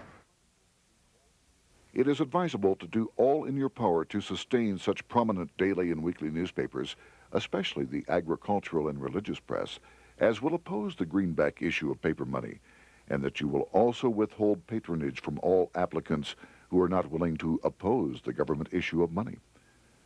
To repeal the act creating banknotes or to restore to circulation the government issue of money will be to provide the people with money and will therefore seriously affect our individual profits as bankers and lenders. See your congressman at once and engage him to support our interest that we may control legislation. As political pressure mounted in Congress for change, the press tried to turn the American people away from the truth. The New York Tribune put it this way on January 10th, 1878. "The capital of the country is organized at last, and we will see whether Congress will dare to fly in its face." But it didn't work entirely.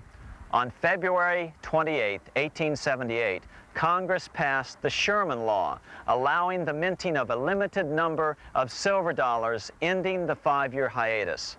This did not end gold backing of the currency, however, nor did it completely free silver. Previous to 1873, anyone who brought silver to the U.S. Mint could have it struck into silver dollars free of charge. No longer. But at least some money began to flow back into the economy again. With no further threat to their control, the bankers loosened up on loans, and the post-Civil War depression was finally ended. 3 years later, the American people elected Republican James Garfield president. Garfield understood how the economy was being manipulated. As a congressman, he had been chairman of the Appropriations Committee and was a member of Banking and Currency. After his inauguration, he slammed the money changers publicly in 1881. Whoever controls the volume of money in any country is absolute master of all industry and commerce. And when you realize that the entire system is very easily controlled, one way or another, by a few powerful men at the top, you will not have to be told how periods of inflation and depression originate. Unfortunately, within a few weeks of making this statement, on July 2nd of 1881, President Garfield was assassinated.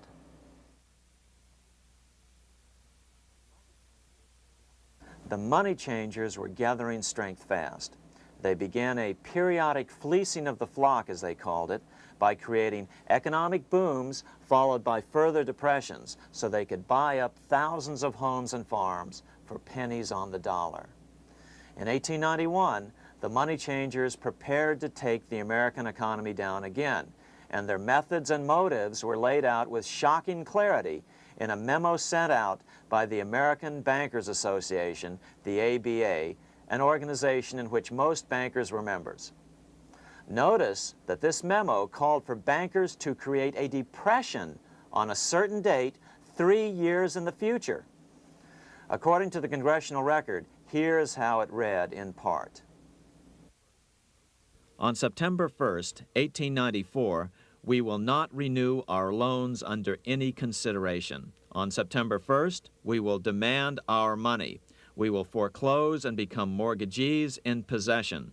We can take 2/3 of the farms west of the Mississippi and thousands of them east of the Mississippi as well at our price. Then the farmers will become tenants, as in England. These depressions could be controlled because America was on the gold money standard. Since gold is scarce, it's one of the easiest commodities to manipulate.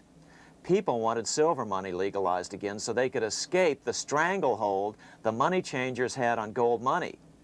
People wanted silver money reinstated, reversing Mr. Said's Act of 1873, by then called the Crime of '73.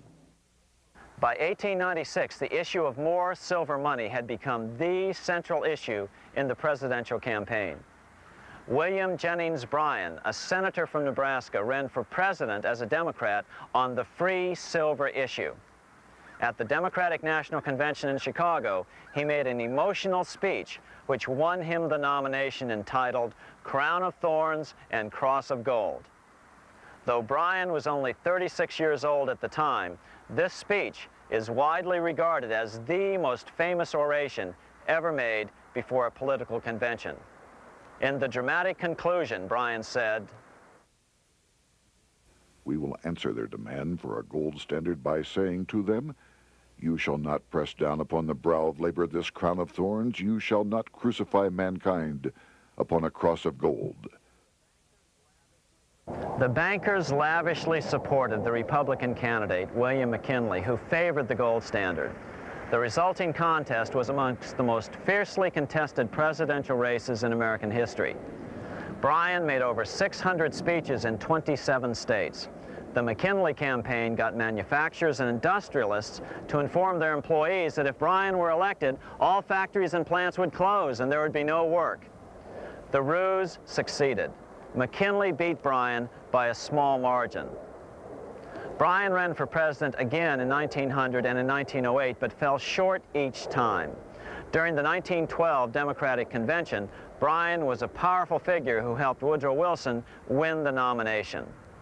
When Wilson became president, he appointed Bryan as Secretary of State, but Bryan soon became disenchanted with the Wilson administration.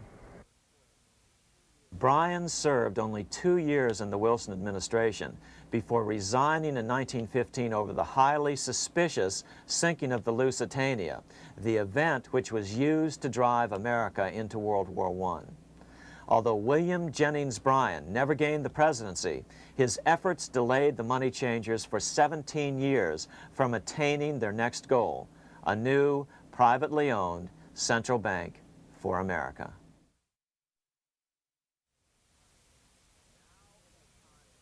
Now it was time for the money changers to get back to the business of a new private central bank for America.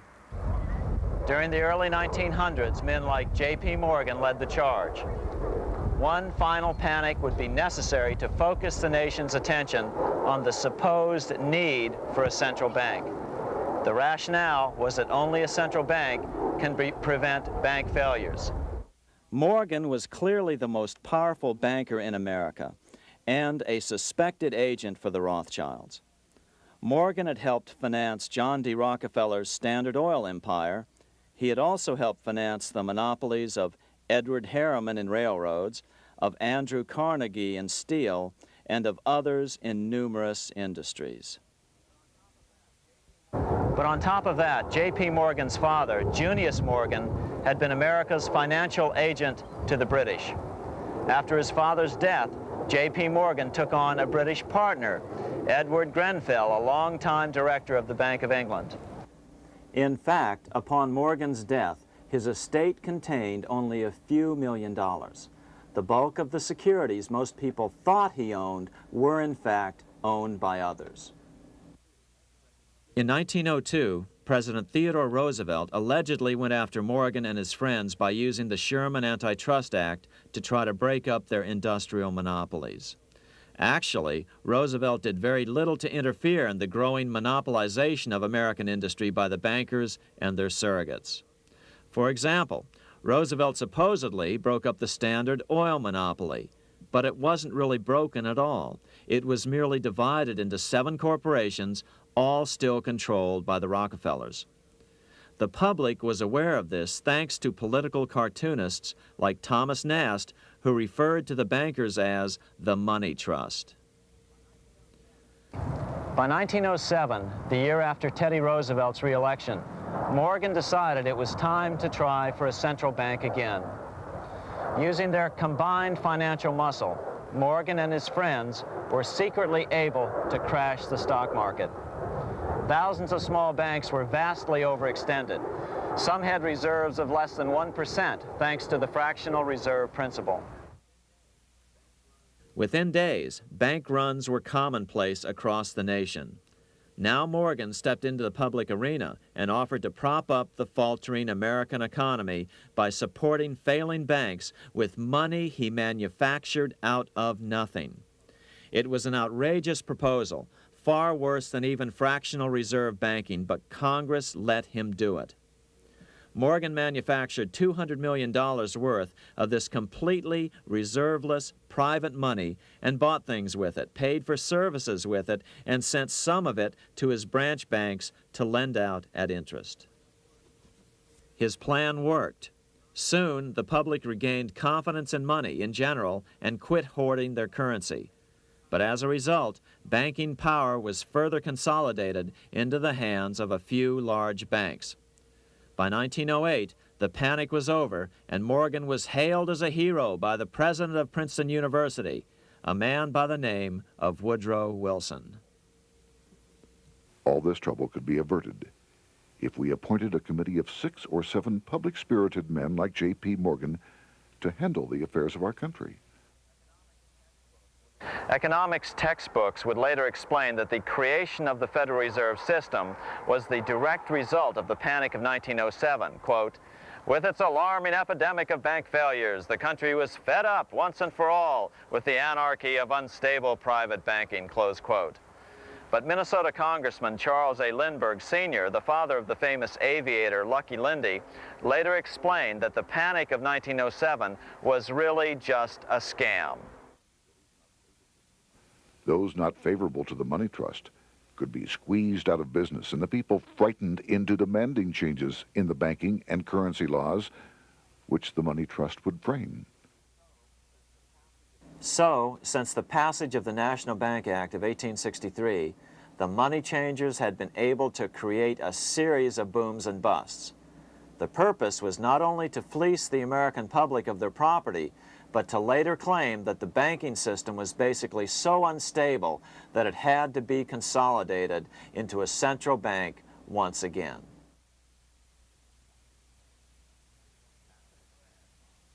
After the crash, Teddy Roosevelt, in response to the panic of 1907, signed into law a bill creating something called the National Monetary Commission. The commission was to study the banking problem and make recommendations to Congress. Of course, the commission was packed with Morgan's friends and cronies. The chairman was a man named Senator Nelson Aldrich from Rhode Island. Aldrich represented the Newport, Rhode Island homes of America's richest banking families. His daughter married John D. Rockefeller, Jr., and together they had 5 sons: John, Nelson, who would become vice president in 1974, Lawrence, Winthrop, and David, the head of the Council on Foreign Relations and former chairman of Chase Manhattan Bank. As soon as the National Monetary Commission was set up, Senator Aldrich immediately embarked on a 2-year tour of Europe, where he consulted at length with the private central bankers in England, France, and Germany.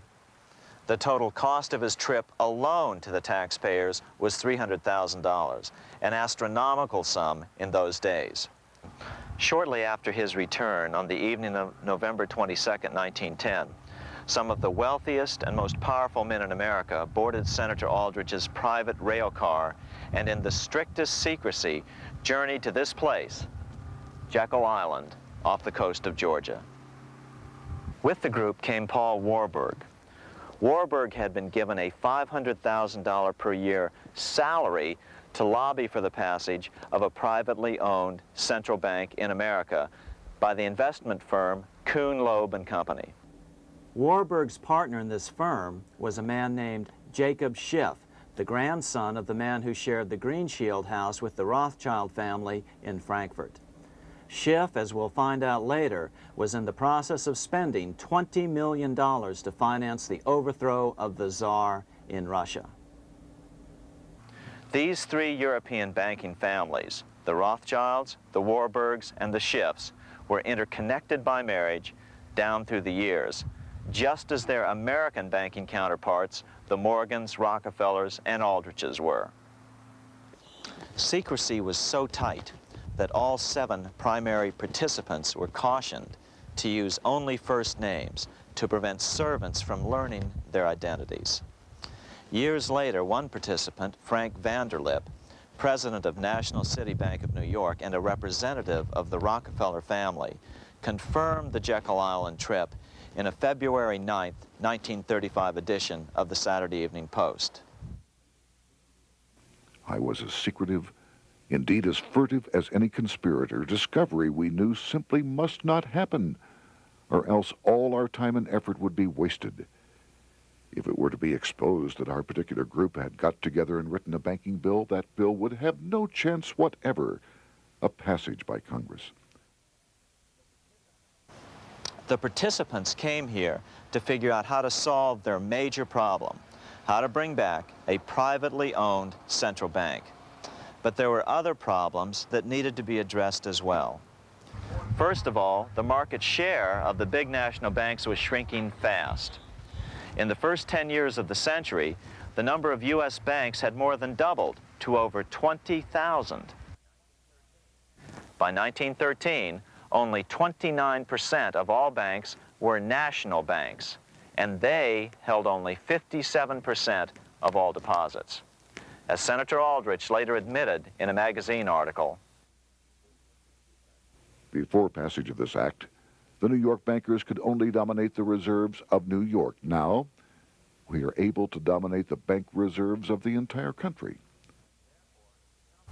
Therefore, something had to be done to bring these new banks under their control. As John D. Rockefeller put it, quote, "Competition is sin," close quote. Secondly, the nation's economy was so strong that corporations were starting to finance their expansions out of profits instead of taking out huge loans from large banks. In the first 10 years of the new century, 70% of corporate funding came from profits. In other words, American industry was becoming independent of the money changers, and that trend had to be stopped. All the participants knew that these problems could be hammered out into a workable solution, but perhaps their biggest problem was a public relations problem, the name of the new bank. That discussion took place right here in this room, one of the many conference rooms in this sprawling hotel, today known as the Jekyll Island Club Hotel. Aldrich believed that the word bank should not even appear in the name. Warburg wanted to call the legislation the National Reserve Bill or the Federal Reserve Bill. The idea here was to give the impression that the purpose of the new central bank was to stop bank runs, but also to conceal its monopoly character. However, it was Aldrich, the egotistical politician, who insisted it be called the Aldrich Bill. After 9 days at Jekyll Island, the group dispersed. The new central bank would be very similar to the old Bank of the United States. It would be given a monopoly over U.S. currency and create that money out of nothing. How does the Fed create money out of nothing? It's a four-step process. But first, a word on bonds. Bonds are simply promises to pay, or government IOUs. People buy bonds to get a secure rate of interest. At the end of the term of the bond, the government repays the bond plus interest, and the bond is destroyed. There are about $3.6 trillion worth of these loans or bonds at present. Now here's the Fed money-making process. Step 1. The Federal Open Market Committee approves the purchase of U.S. bonds on the open market. Step 2. The bonds are purchased by the Fed from whoever is offering them for sale on the open market. Step 3, the Fed pays for the bonds with electronic credits to the seller's bank, which in turn credits the seller's bank account. The trick is that these credits are based on nothing. The Fed just creates them. Step 4, the banks use these deposits as reserves. They can loan out over 10 times the amount of their reserves to new borrowers, all at interest. In this way, a Fed purchase of, say, $1 million worth of bonds gets turned into over $10 million in bank accounts. The Fed, in effect, creates 10% of this totally new money, and the banks create the other 90%. To reduce the amount of money in the economy, the process is just reversed. The Fed sells bonds to the public, and the money flows out of the purchaser's local bank. Loans must be reduced by 10 times the amount of the sale. So, a Fed sale of $1 million in bonds results in $10 million less money in the economy. So how does this benefit the bankers whose representatives huddled at Jekyll Island? First, it totally misdirected banking reform efforts from proper solutions. Second, it prevented a proper debt-free system of government finance, like Lincoln's greenbacks, from making a comeback. The bond-based system of government finance forced on Lincoln after he created greenbacks was now cast in stone. Third, it delegated to the bankers the right to create 90% of our money supply based on only fractional reserves, which they then loan out at interest. Fourth, it centralized overall control of our nation's money supply in the hands of a few men. Fifth, it established a central bank with a high degree of independence from effective political control. Soon after its creation, the Fed's great contraction in the early 1930s would cause the Great Depression. This independence has been enhanced since then through additional laws. In order to fool the public into thinking the government retained control, the plan called for the Fed to be run by a board of governors appointed by the President and approved by the Senate. But all the bankers had to do was to be sure their men got appointed to the board of governors. That wasn't hard. Bankers have money, and money buys influence over politicians. Once the participants left Jekyll Island, the public relations blitz was on. The big New York banks put together an educational fund of $5 million to finance professors at respected universities to endorse the new bank. Woodrow Wilson at Princeton was one of the first to jump on the bandwagon. But the bankers' subterfuge didn't work. The Aldrich Bill was quickly identified as the Bankers' Bill, a bill to benefit only what became known as the money trust. As Congressman Lindbergh put it during the congressional debate, the Aldrich Plan is the Wall Street Plan. It means another panic, if necessary, to intimidate the people. Aldrich, paid by the government to represent the people, proposes a plan for the trusts instead. seeing they didn't have the votes to win in Congress, the Republican leadership never brought the Aldrich bill to a vote. The bankers quietly decided to move to track 2, the Democratic alternative. They began financing Woodrow Wilson as the Democratic nominee. As respected historian James Perloff put it, Wall Street financier Bernard Baruch was put in charge of Wilson's education. Baruch brought Wilson to the Democratic Party headquarters in New York in 1912, leading him like one would a poodle on a string. Wilson received an indoctrination course from the leaders convened there. So now the stage was set. The money changers were poised to install their privately owned central bank once again. The damage President Andrew Jackson had done 76 years earlier had been only partly repaired with the passage of the National Bank Act during the Civil War. Since then, the battle had raged on across the decades. The Jacksonians became the greenbackers, who became the hardcore supporters of William Jennings Bryan.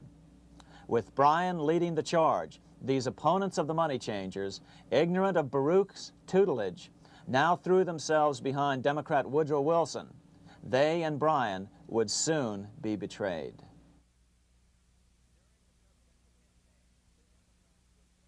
During the presidential campaign, the Democrats were careful to pretend to oppose the Aldrich bill. As Representative Lewis McFadden, himself a Democrat, as well as chairman of the House Banking and Currency Committee, explained it 20 years after the fact. The Aldrich bill was condemned in the platform. When Woodrow Wilson was nominated, the men who ruled the Democratic Party promised the people that if they were returned to power, there would be no central bank established here while they held the reins of government. 13 months later, that promise was broken, and the Wilson administration, under the tutelage of those sinister Wall Street figures who stood behind Colonel House, established here in our free country the worm-eaten, monarchical institution of the King's Bank, to control us from the top downward and to shackle us from the cradle to the grave. Once Wilson was elected, Morgan, Warburg, Baruch, and company advanced a new plan, which Warburg named the Federal Reserve System. The Democratic leadership hailed the new bill, called the Glass-Owen Bill, as something radically different from the Aldrich bill. But in fact, the bill was virtually identical in every important detail. In fact, so vehement were the Democratic denials of similarity that Paul Warburg, the father of both bills, had to step in to reassure his paid friends in Congress that the two bills were virtually identical. Brushing aside the external differences affecting the shells, we find the kernels of the two systems very closely resembling and related to one another. But that admission was for private consumption only. Publicly, the money trust trotted out Senator Aldrich and Frank Vanderlip, the president of Rockefeller's National City Bank of New York and one of the Jekyll Island Seven, to oppose the new Federal Reserve System. Years later, however, Vanderlip admitted in the Saturday Evening Post that the two measures were virtually identical. Although the Aldrich Federal Reserve Plan was defeated when it bore the name Aldrich, nevertheless, its essential points were all contained in the plan that finally was adopted. As Congress neared a vote, they called Ohio attorney Alfred Crozier to testify. Crozier noted the similarities between the Aldrich bill and the Glass-Owen bill. The bill grants just what Wall Street and the big banks for 25 years have been striving for: private instead of public control of currency. It, the Glass-Owen bill, does this as completely as the Aldrich bill. Both measures rob the government and the people of all effective control over the public's money and vest in the banks exclusively the dangerous power to make money among the people scarce or plenty. During the debate on the measure, senators complained that the big banks were using their financial muscle to influence the outcome. "There are bankers in this country who are enemies of the public welfare," said one senator. What an understatement. Despite the charges of deceit and corruption, the bill was finally snuck through the Senate on December 22, 1913, after most senators had left town for the holidays, after having been assured by the leadership that nothing would be done until long after the Christmas recess. On the day the bill was passed, Congressman Lindbergh prophetically warned his countrymen that this act establishes the most gigantic trust on earth. When the president signs this bill, the invisible government by the monetary power will be legalized. The people may not know it immediately, but the day of reckoning is only a few years removed. The worst legislative crime of the ages is perpetrated by this banking bill. On top of all this, only weeks earlier, Congress had finally passed a bill legalizing income tax. Why was the income tax law important? Because bankers finally had in place a system which would run up a virtually unlimited federal debt. How would the interest on this debt be repaid? Never mind the principal. Remember, a privately owned central bank creates the principal out of nothing. The federal government was small then. Up to then, it had subsisted merely on tariffs and excise taxes. No, just as with the Bank of England, the interest payments had to be guaranteed by direct taxation of the people. The money changers knew that if they had to rely on contributions from the states, eventually the individual state legislatures would revolt and either refuse to pay the interest on their own money or at least bring political pressure to bear to keep the debt small. It is interesting to note that in 1895, the Supreme Court had found a similar income tax law to be unconstitutional. The Supreme Court even found a corporate income tax law unconstitutional in 1909. As a result, Senator Aldrich hustled a bill for a constitutional amendment allowing income tax through the Congress. The proposed 16th Amendment to the Constitution was then sent to the state legislatures for approval. But some critics claim that the 16th Amendment was never ratified by the necessary 3/4 of the states. In other words, the 16th Amendment may not be legal. But the money changers were in no mood to debate the fine points. By October of 1913, Senator Aldrich had hustled the income tax bill through Congress. Without the power to tax the people directly and bypass the states, the Federal Reserve Bill would be far less useful to those who wanted to drive America deeply into their debt. A year after the passage of the Federal Reserve Bill, Congressman Lindbergh explained how the Fed created what we have come to call the business cycle and how they use it to their advantage. To cause high prices, all the Federal Reserve Board will do will be to lower the rediscount rate, producing an expansion of credit and a rising stock market. Then, when businessmen are adjusted to these conditions, it can check prosperity in mid-career by arbitrarily raising the rate of interest. It can cause the pendulum of a rising and falling market to swing gently back and forth by slight changes in the discount rate, or cause violent fluctuations by a greater rate variation. And in either case, it will possess inside information as to financial conditions and advanced knowledge of the coming change, either up or down.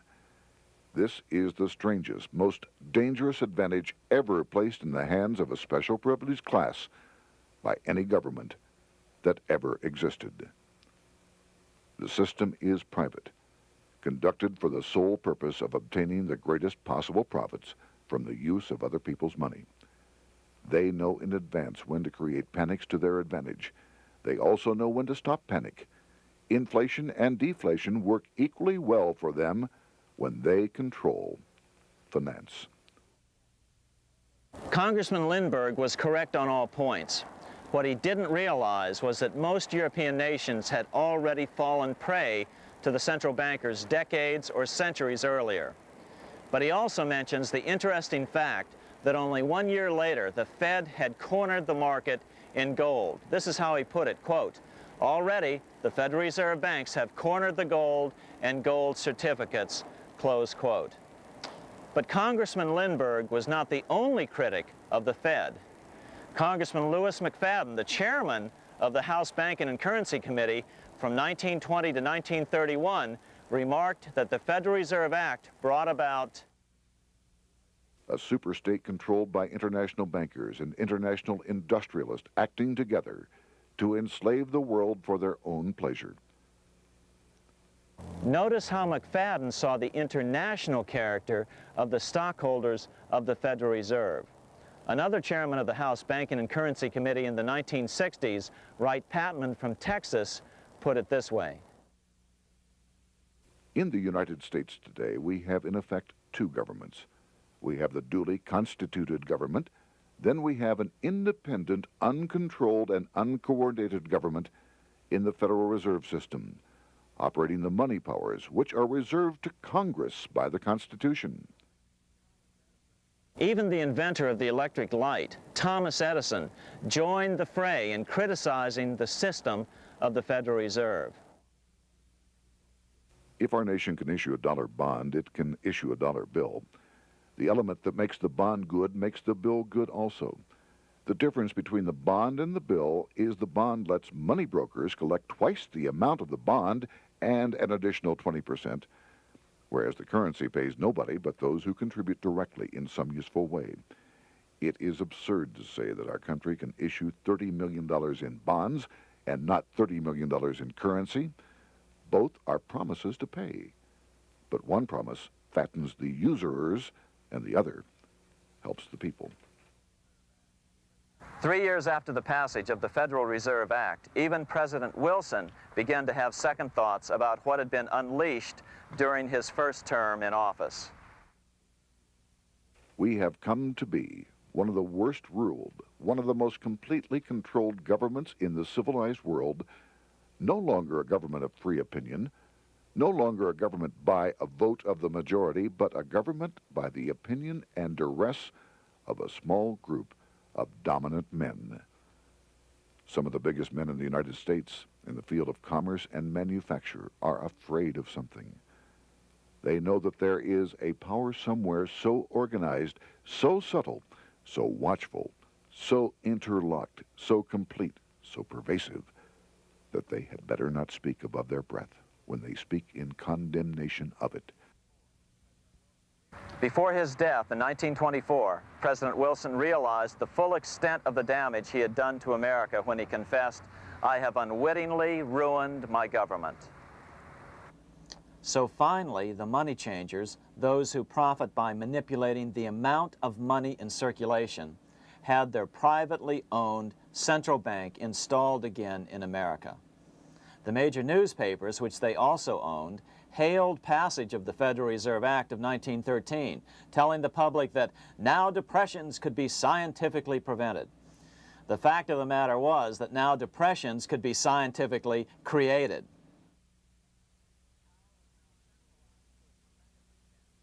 Power was now centralized to a tremendous extent.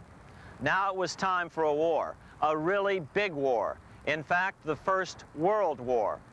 Of course, to the central bankers, the political issues of war don't matter nearly as much as the profit potential, and nothing creates debts like warfare. England was the best example at that time. During the 119-year period between the founding of the Bank of England and Napoleon's defeat at Waterloo, England had been at war for 56 years, and much of the remaining time she'd been preparing for war. In World War I, the German Rothschilds loaned money to the Germans, the British Rothschilds loaned money to the British, and the French Rothschilds loaned money to the French. In America, J.P. Morgan was the sales agent for war materials to both the British and the French. In fact, 6 months into the war, Morgan became the largest consumer on earth, spending $10 million a day. His offices here at 23 Wall Street were mobbed by brokers and salesmen trying to cut a deal. In fact, it got so bad that the bank had to post guards at every door and at the partners' homes as well. Many other New York bankers made out as well from the war. President Wilson appointed Bernard Baruch to head the War Industries Board. According to historian James Perloff, both Baruch and the Rockefellers profited by some $200 million during the war. But profits were not the only motive. There was also revenge. The money changers never forgave the czars for their support of Lincoln during the Civil War. Also, Russia was the last major European nation to refuse to give in to the privately owned central bank scheme. 3 years after World War I broke out, the Russian Revolution toppled the Tsar and installed the scourge of communism. Jacob Schiff of Kuhn Loeb and Company bragged from his deathbed that he had spent $20 million towards the defeat of the Tsar. Money was funneled from England to support the revolution as well. Why would some of the richest men in the world financially back communism, the system that was openly vowing to destroy the so-called capitalism that made them wealthy? Researcher Gary Allen explained it this way. If one understands that socialism is not a share the wealth program, but is in reality a method to consolidate and control the wealth, then the seeming paradox of super-rich men promoting socialism becomes no paradox at all. Instead, it becomes logical, even the perfect tool of power-seeking megalomaniacs. Communism, or more accurately socialism, is not a movement of the downtrodden masses, but of the economic elite. As W. Cleon Skousen put it in his 1970 book, The Naked Capitalist, power from any source tends to create an appetite for additional power. It was almost inevitable that the super-rich would one day aspire to control not only their own wealth, but the wealth of the whole world. To achieve this, they were perfectly willing to feed the ambitions of the power-hungry political conspirators who were committed to the overthrow of all existing governments and the establishments of a central worldwide dictatorship. but what if these revolutionaries get out of control and try to seize power from the super-rich? After all, it was Mao Zedong who in 1938 stated his position concerning power. Political power grows out of the barrel of a gun. The Wall Street, London axis elected to take the risk. The master planners attempted to control revolutionary communist groups by feeding them vast quantities of money when they obeyed and contracting their money supply or even financing their opposition if they got out of control. Lenin began to understand that although he was the absolute dictator of the new Soviet Union, he was not pulling the financial strings. Someone else was silently in control. The state does not function as we desired. The car does not obey. A man is at the wheel and seems to lead it, but the car does not drive in the desired direction. It moves as another force wishes.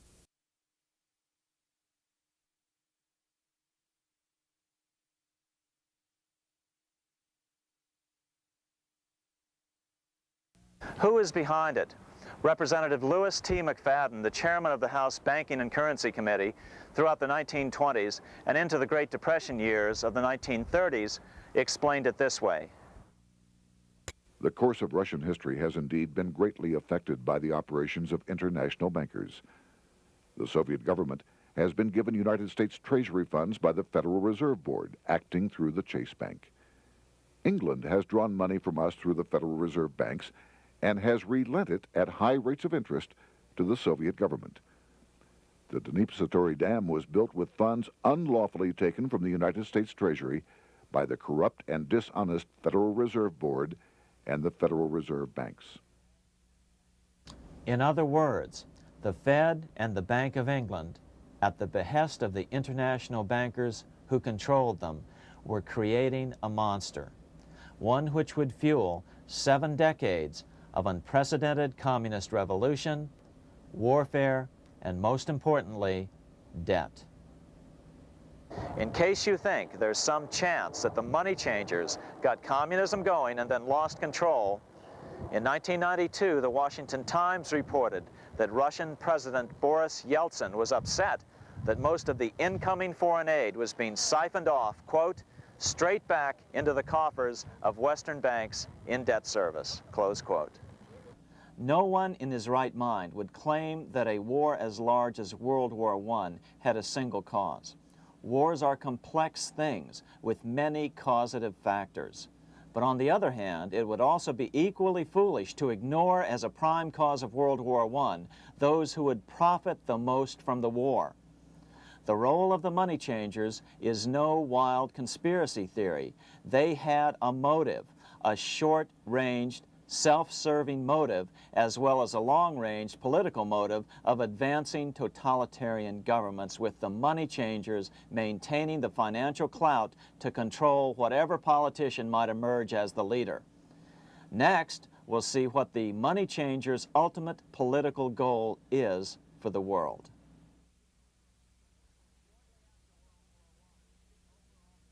Shortly after World War I, the overall political agenda of the money changers began to be clear. Now that they controlled national economies individually, the next step was the ultimate form of consolidation, world government. The new world government proposal was given top priority at the Paris Peace Conference after World War I. It was called the League of Nations, but much to the surprise of Paul Warburg and Bernard Baruch, who attended the peace conference with President Wilson, the world was not yet ready to dissolve national boundaries. Nationalism still beats strong in the human breast.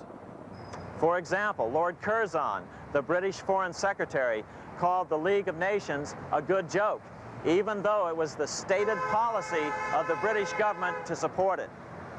To the humiliation of President Wilson, the U.S. Congress wouldn't ratify the League either, despite the fact that it had been ratified by many other nations. Without money flowing from the U.S. Treasury, the League died.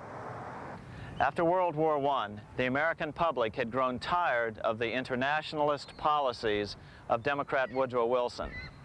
In the presidential election of 1920, Republican Warren Harding won a landslide victory with over 60% of the vote. Harding was an ardent foe of both Bolshevism and the League of Nations. His election, which opened a 12-year run of Republican presidents in the White House, led to an unprecedented era of prosperity known as the Roaring Twenties. Despite the fact that the war had brought America a debt 10 times larger than its Civil War debt, still the American economy surged.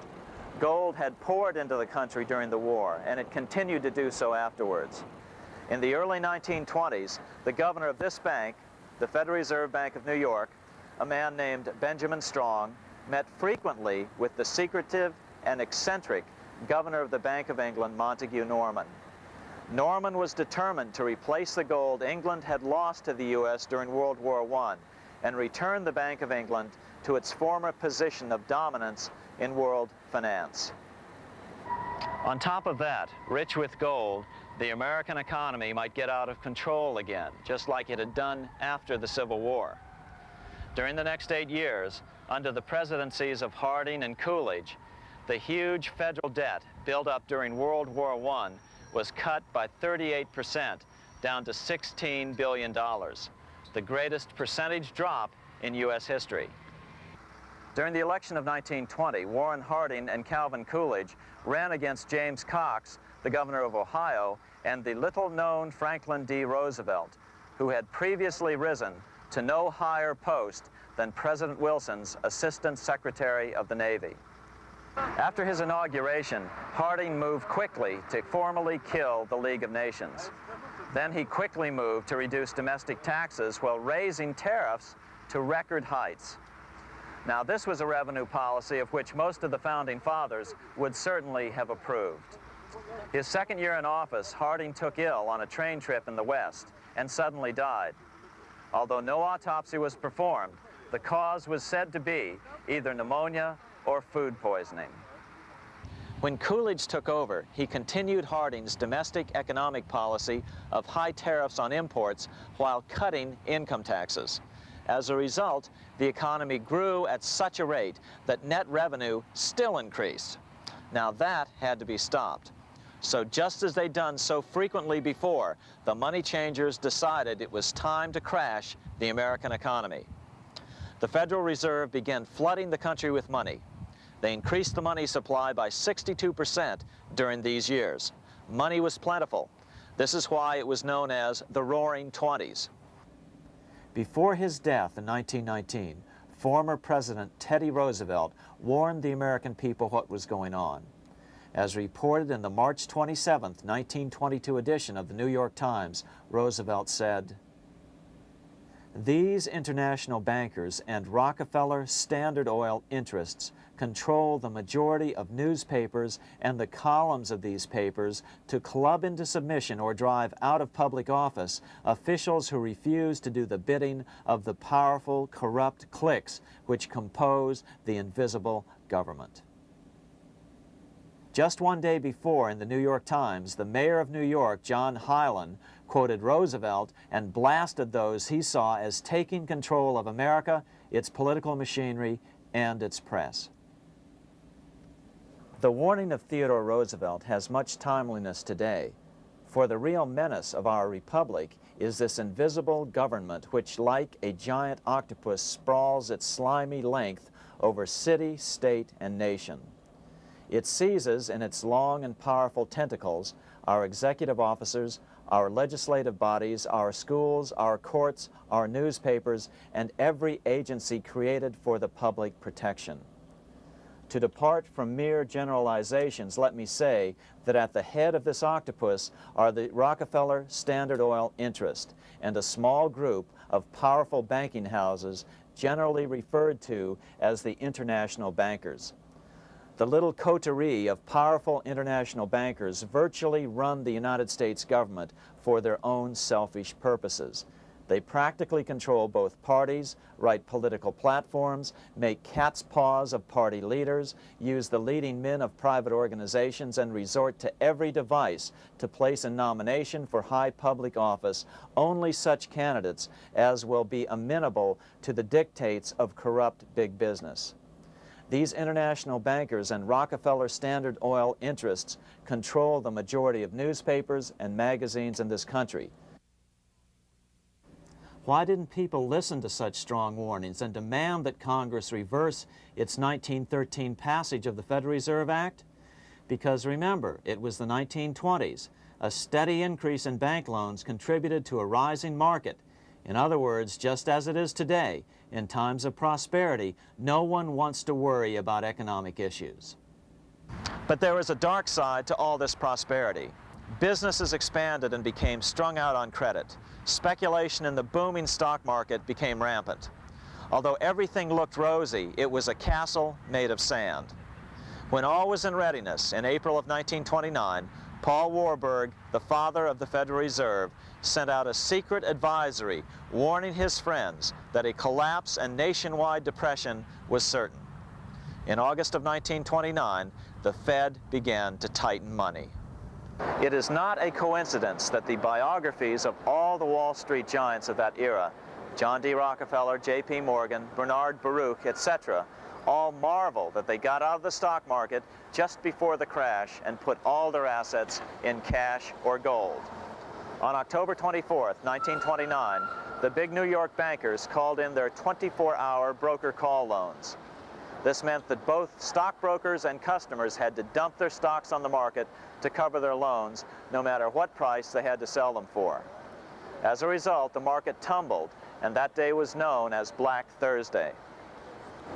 According to John Kenneth Galbraith, writing in The Great Crash, 1929, at the height of the selling frenzy, Bernard Baruch brought Winston Churchill into the visitors' gallery of the New York Stock Exchange here to witness the panic and impress him with his power over the wild events down on the floor. Congressman Louis McFadden, chairman of the House Committee on Banking and Currency from 1920 to 1931, knew who to blame. He accused the Fed and the international bankers of orchestrating the crash. It was not accidental. It was a carefully contrived occurrence. The international bankers sought to bring about a condition of despair here so that they might emerge as rulers of us all. But McFadden went even farther. He openly accused them of causing the crash in order to steal America's gold. In February 1931, in the midst of the Depression, he put it this way. I think it can hardly be disputed that the statesmen and financiers of Europe are ready to take almost any means to reacquire rapidly the gold stock which Europe lost to America as the result of World War I. Curtis Dahl, a broker for Lehman Brothers, was on the floor of the New York Stock Exchange the day of the crash. In his 1970 book, FDR, My Exploited Father-in-Law, he explained that the crash was triggered by the planned sudden shortage of call money in the New York money market. Actually, it was the calculated shearing of the public by the world money powers triggered by the planned sudden shortage of call money in the New York money market. Within a few weeks, $3 billion of wealth simply seemed to vanish. Within a year, $40 billion had been lost. But did it really disappear? Or was it simply consolidated in fewer hands? And what did the Federal Reserve do? Instead of moving to help the economy out by quickly lowering interest rates to stimulate the economy, the Fed continued to brutally contract the money supply further, deepening the Depression. Between 1929 and 1933, the Fed reduced the money supply by an additional 33%. Although most Americans have never heard that the Fed was the cause of the Depression, this is well known among top economists. Milton Friedman, the Nobel Prize-winning economist, now of Stanford University, said the same thing in a National Public Radio interview in January of 1996.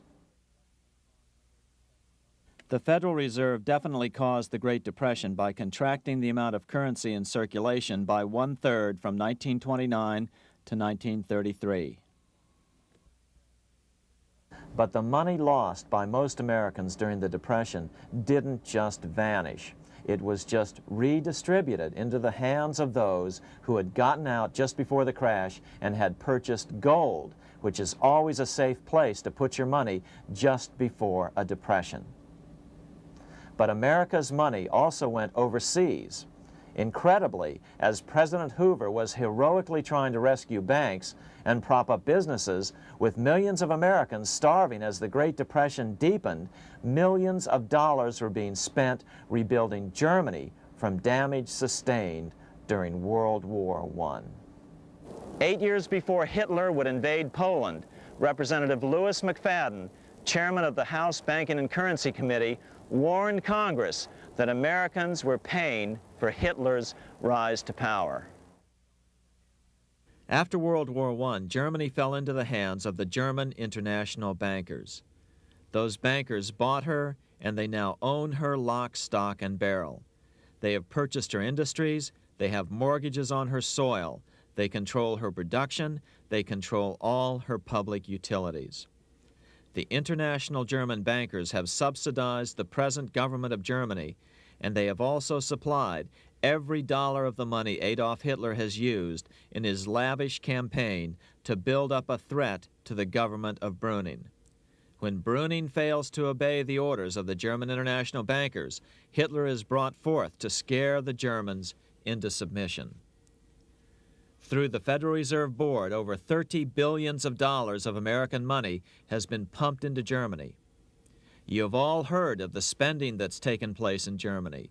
Modernistic dwellings, her great planetariums, her gymnasiums, her swimming pools, her fine public highways, her perfect factories. All this was done on our money. All this was given to Germany through the Federal Reserve Board. The Federal Reserve Board has pumped so many billions of dollars into Germany that they dare not name the total. Franklin D. Roosevelt was swept into office during the 1932 presidential election. Once Roosevelt was in office, however, sweeping emergency banking measures were immediately announced, which did nothing but increase the Fed's power over the money supply. Then, and only then, did the Fed finally begin to loosen the purse strings and feed new money out to the starving American people. At first, Roosevelt railed against the money changers as being the cause of the Depression. Believe it or not, this is what he said on March 4th, 1933, in his inaugural address. Practices of the unscrupulous money changers stand indicted in the court of public opinion, rejected by the hearts and minds of men. The money changers have fled from their high seats in the temple of our civilization. But 2 days later, Roosevelt declared a bank holiday and closed all banks.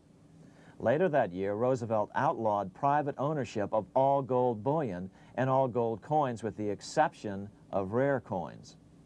Most of the gold in the hands of the average American was in the form of gold coins. The new decree was, in effect, a confiscation. Those who didn't comply risk as much as 10 years in prison and a $10,000 fine, the equivalent of $100,000 today. Out in small-town America, some people didn't trust Roosevelt's order. Many were torn between keeping their hard-earned wealth or obeying the government. Those who did turn in their gold were paid the official price for it, $20.66 per ounce. So unpopular was the confiscation order that no one anywhere in government would take credit for authoring it. No congressman claimed it. At the signing ceremony, President Roosevelt made it clear to all present that he was not the author of it and publicly stated that he had not ever read it. Even his Secretary of the Treasury said he'd never read it either, saying it was, quote, what the experts wanted. Roosevelt convinced the public to give up their gold by saying that pooling the nation's resources was necessary to get America out of the Depression. With great fanfare, he ordered a new bullion depository built to hold the mountain of gold the U.S. government was illegally confiscating. By 1936, the U.S. bullion depository at Fort Knox was completed, and in January 1937, the gold began to flow into it. The rip-off of the ages was about to proceed. In 1935, once the gold had all been turned in, the official price of gold was suddenly raised to $35 per ounce. But the catch was, only foreigners could sell their gold at the new higher price. The money changers who had heeded Warburg's note and gotten out of the stock market just before the crash and bought gold at $20.66 per ounce, then shipped it to London, could now bring it back and sell it back to the government, nearly doubling their money while the average American starved. The Fort Knox Bullion Depository sits here in the middle of the Fort Knox Military Reservation, 30 miles southwest of Louisville, Kentucky. This was as close as we were permitted to get to the depository despite years of letters from members of Congress to allow our film crew inside. The 4-acre grounds immediately surrounding the building are guarded by an electrified steel fence, an open moat, and 4 machine-gun-armed guard pillboxes at the structure's corners. When the gold began arriving on January 13, 1937, there was unprecedented security. Thousands of official guests watched the arrival of a 9-car train from Philadelphia, guarded by armed soldiers, postal inspectors, Secret Servicemen, and guards from the U.S. Mint. It was all great theater. America's gold supply from across the land had been pooled, supposedly for the public benefit, and then safely tucked into Fort Knox. But all that security would soon be breached by the government itself. Now the stage was set for a really big war, one which would pile up debt far beyond that of World War I.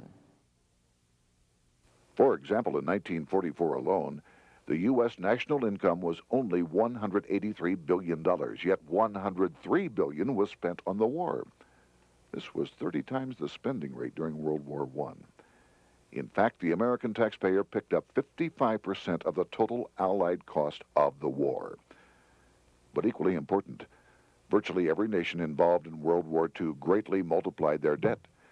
In the U.S., for example, federal debt went from $43 billion in 1940 up to $257 billion in 1950, an increase of 598%.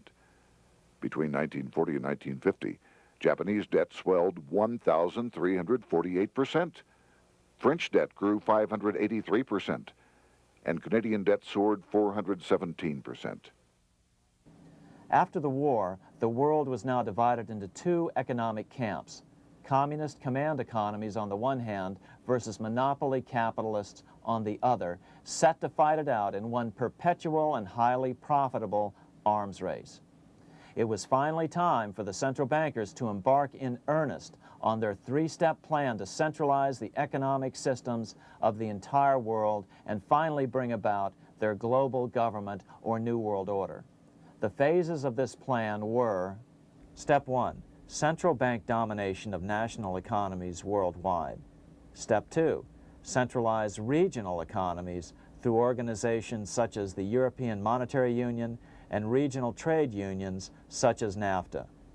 Step 3, centralize the world economy through a world central bank, a world money, and ending national independence through abolition of all tariffs by treaties like GATT. Step 1 was completed long ago. Steps 2 and 3 are far advanced, nearing completion. What about gold? Among central banks, the largest holder of gold is now the IMF.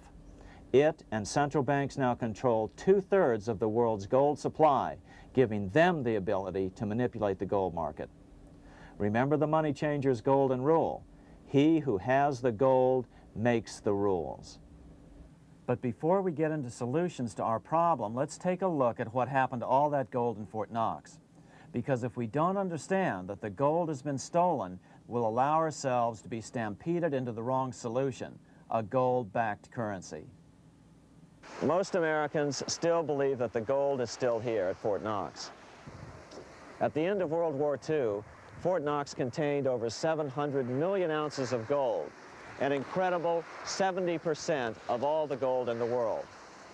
How much remains? No one knows, despite the fact that federal law requires an annual physical audit of Fort Knox gold. The Treasury has consistently refused to conduct one. The truth is that a reliable audit of whatever remains here has not been conducted since President Eisenhower ordered one in 1953. Where did America's gold in Fort Knox go? Over the years, it was sold off to European money changers at the $35 per ounce price. Remember, this was during a time when it was illegal for Americans to buy any of their own gold from Fort Knox. In fact, there was a very infamous case where the Firestone family set up a string of dummy corporations to purchase Fort Knox gold and keep it in Switzerland, never hitting U.S. shores.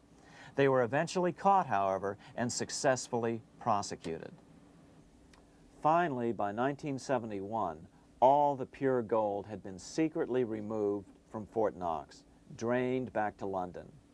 Once the gold was gone from Fort Knox, President Nixon closed the gold window by repealing Roosevelt's Gold Reserve Act of 1934, finally making it legal once again for Americans to buy gold. Naturally, gold prices immediately began to soar. 9 years later, gold sold for $880 per ounce, 25 times what the gold in Fort Knox was sold for. One would think that eventually someone in the government would get wind of what was happening and blow the whistle. The largest fortune in the history of the world stolen. Shades of the old James Bond film, Goldfinger. Well, as a matter of fact, Ian Fleming, the author of the James Bond series, was head of the British counterintelligence service, MI5. Some believe in the intelligence community that he wrote much of his fiction as a warning, as many authors of fiction do.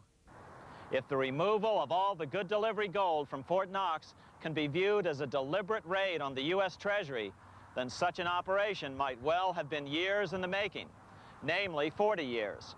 Certainly enough time for Fleming to get wind of it and try to prevent it. So just how did the story of the Fort Knox gold robbery get out? It all started with an article in a New York periodical in 1974. The article charged that the Rockefeller family was manipulating the Federal Reserve to sell off Fort Knox gold at bargain basement prices to anonymous European speculators.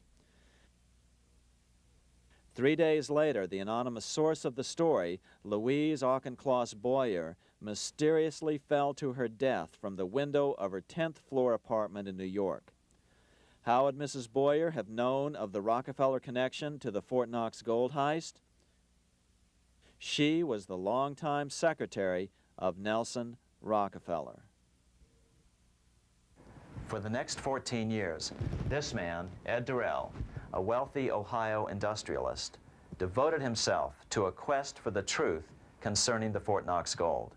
He wrote thousands of letters to over 1,000 government and banking officials, trying to find out how much gold was really left and where the rest of it had gone. Edith Roosevelt, the granddaughter of President Teddy Roosevelt, questioned the actions of the government in a March 1975 edition of the New Hampshire Sunday News. Allegations of missing gold from our Fort Knox vaults are being widely discussed in European financial circles. But what is puzzling is that the administration is not hastening to demonstrate conclusively that there is no cause for concern over our gold treasure, if indeed it is in a position to do so. Unfortunately, Ed Durrell never did accomplish his primary goal, a full audit of the gold reserves in Fort Knox. It's incredible that the world's greatest treasure has had little accounting or auditing. This gold belonged to the American people, not the Federal Reserve and their foreign owners. One thing is certain, the government could blow all of this speculation away in a few days with a well-publicized audit under the searing lights of media cameras. It has chosen not to do so. one must conclude that they are afraid of the truth such an audit would reveal. What is the government so afraid of? Here's the answer. When President Ronald Reagan took office in 1981, his conservative friends urged him to study the feasibility of returning to a gold standard as the only way to curb government spending. It sounded like a reasonable alternative, so President Reagan appointed a group of men called the Gold Commission to study the situation and report back to Congress. What Reagan's Gold Commission reported back to Congress in 1982 was the following shocking revelation concerning gold. The U.S. Treasury owned no gold at all. All the gold that was left in Fort Knox was now owned by the Federal Reserve, a group of private bankers, as collateral against the national debt. The truth of the matter is that never before has so much money been stolen from the hands of the general public and put into the hands of a small group of private investors, the money changers.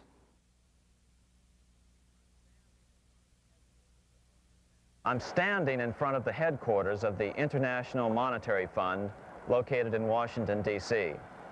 Across the street, right over there, is the headquarters of the World Bank. What are these organizations and who controls them? And most importantly, are they about to create a huge worldwide depression? Let us step back in time for a moment to the aftermath of World War I. People were tired of war, so under the guise of peacemaking, the international bankers devised a plan to consolidate power even further. Claiming only an international government would stem the tide of world wars, the money changers pushed forward a proposal for world government which stood on three legs. A world central bank to be called the Bank of International Settlements, a world judiciary to be called the World Court located in The Hague, the Netherlands, and a world executive and legislature to be called the League of Nations. As President Clinton's mentor, Georgetown historian Carroll Quigley wrote in his 1966 book, Tragedy and Hope, the powers of financial capitalism had a far-reaching plan, nothing less than to create a world system of financial control in private hands, able to dominate the political system of each country and the economy of the world as a whole. This system was to be controlled in a feudalistic fashion by the central banks of the world, acting in concert by secret agreements arrived at in frequent meetings and conferences. The apex of the system was to be the Bank for International Settlements in Bâle, Switzerland, a private bank owned and controlled by the world central banks, which were themselves private corporations. Each central bank sought to dominate its government by its ability to control treasury loans, to manipulate foreign exchanges, to influence the level of economic activity in the country, and to influence cooperative politicians by subsequent economic rewards in the business world. Despite intense pressure from the international bankers and the press, a handful of U.S. senators, led by Senator Henry Cabot Lodge, kept the U.S. out of these schemes. Without U.S. participation, the League was doomed.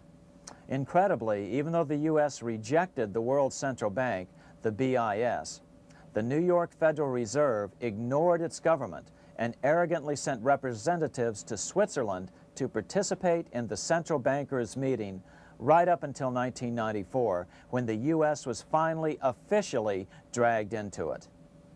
Their world government schemes thwarted, the bankers resorted to the old formula, another war to wear down the resistance to world government while reaping handsome profits.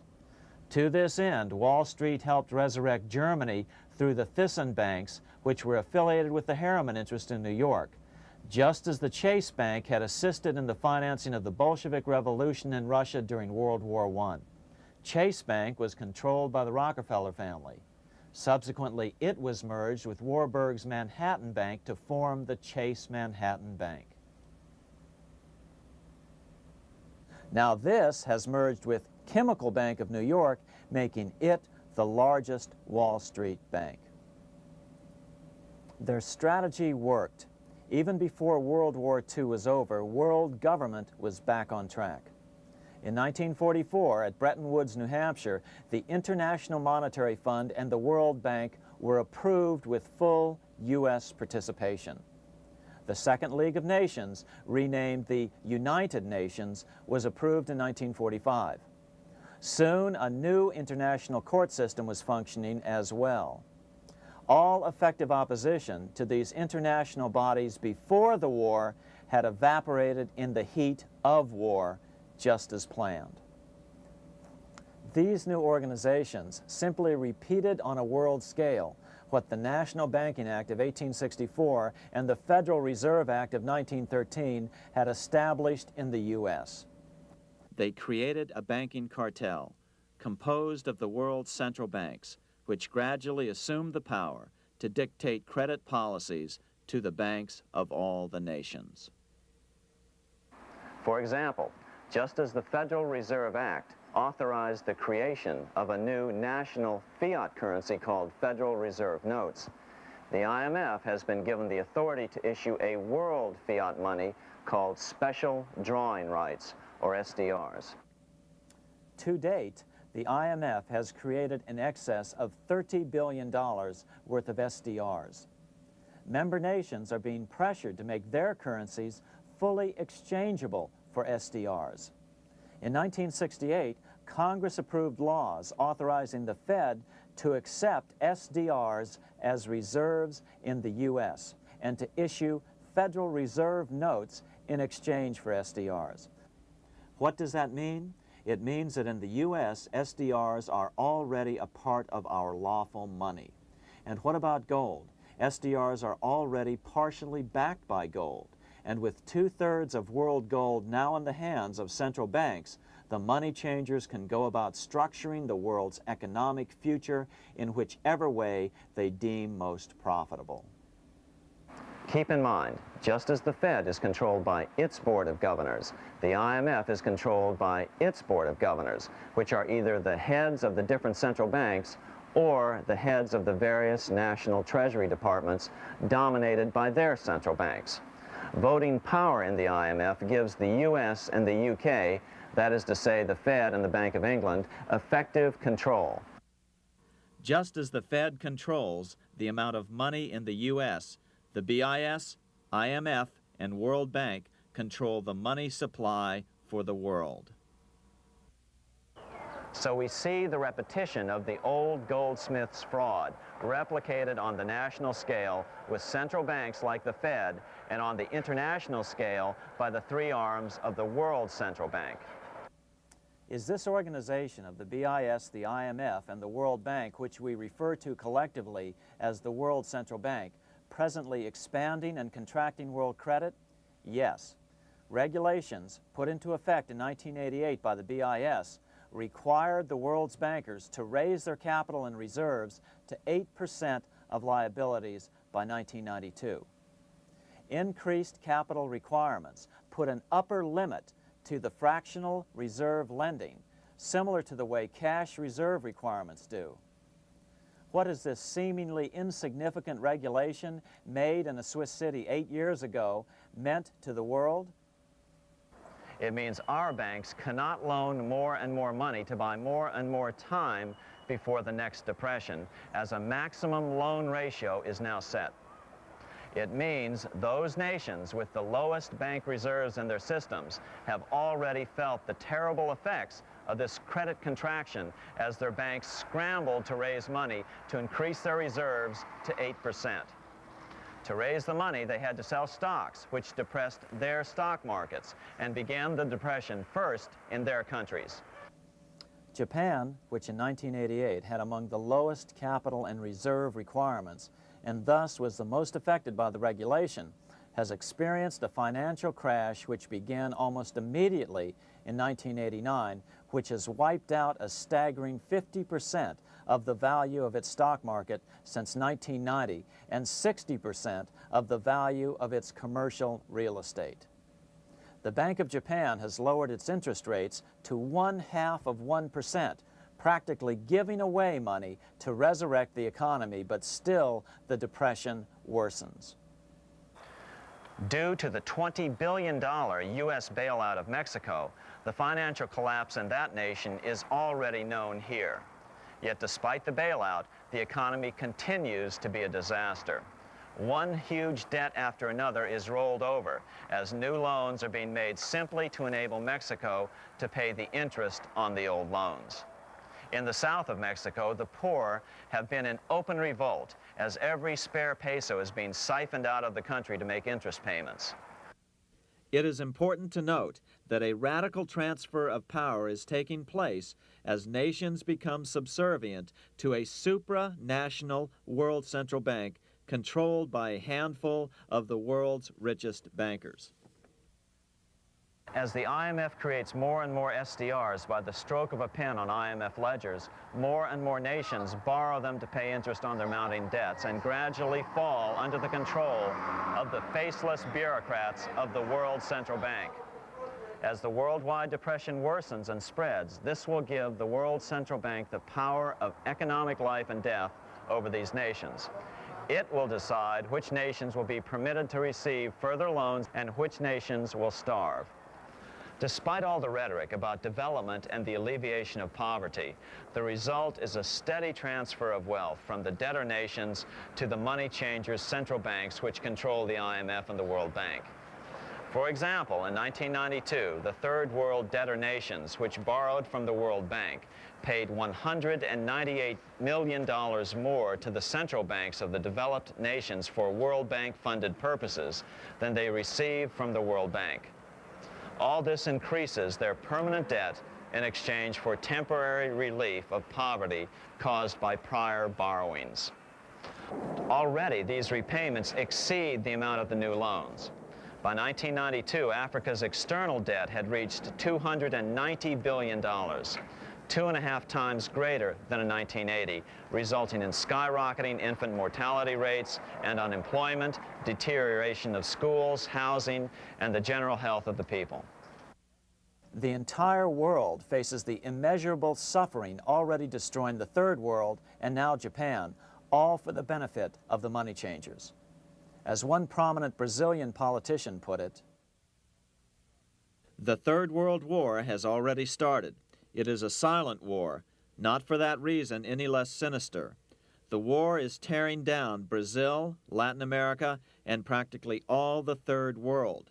Instead of soldiers dying, there are children.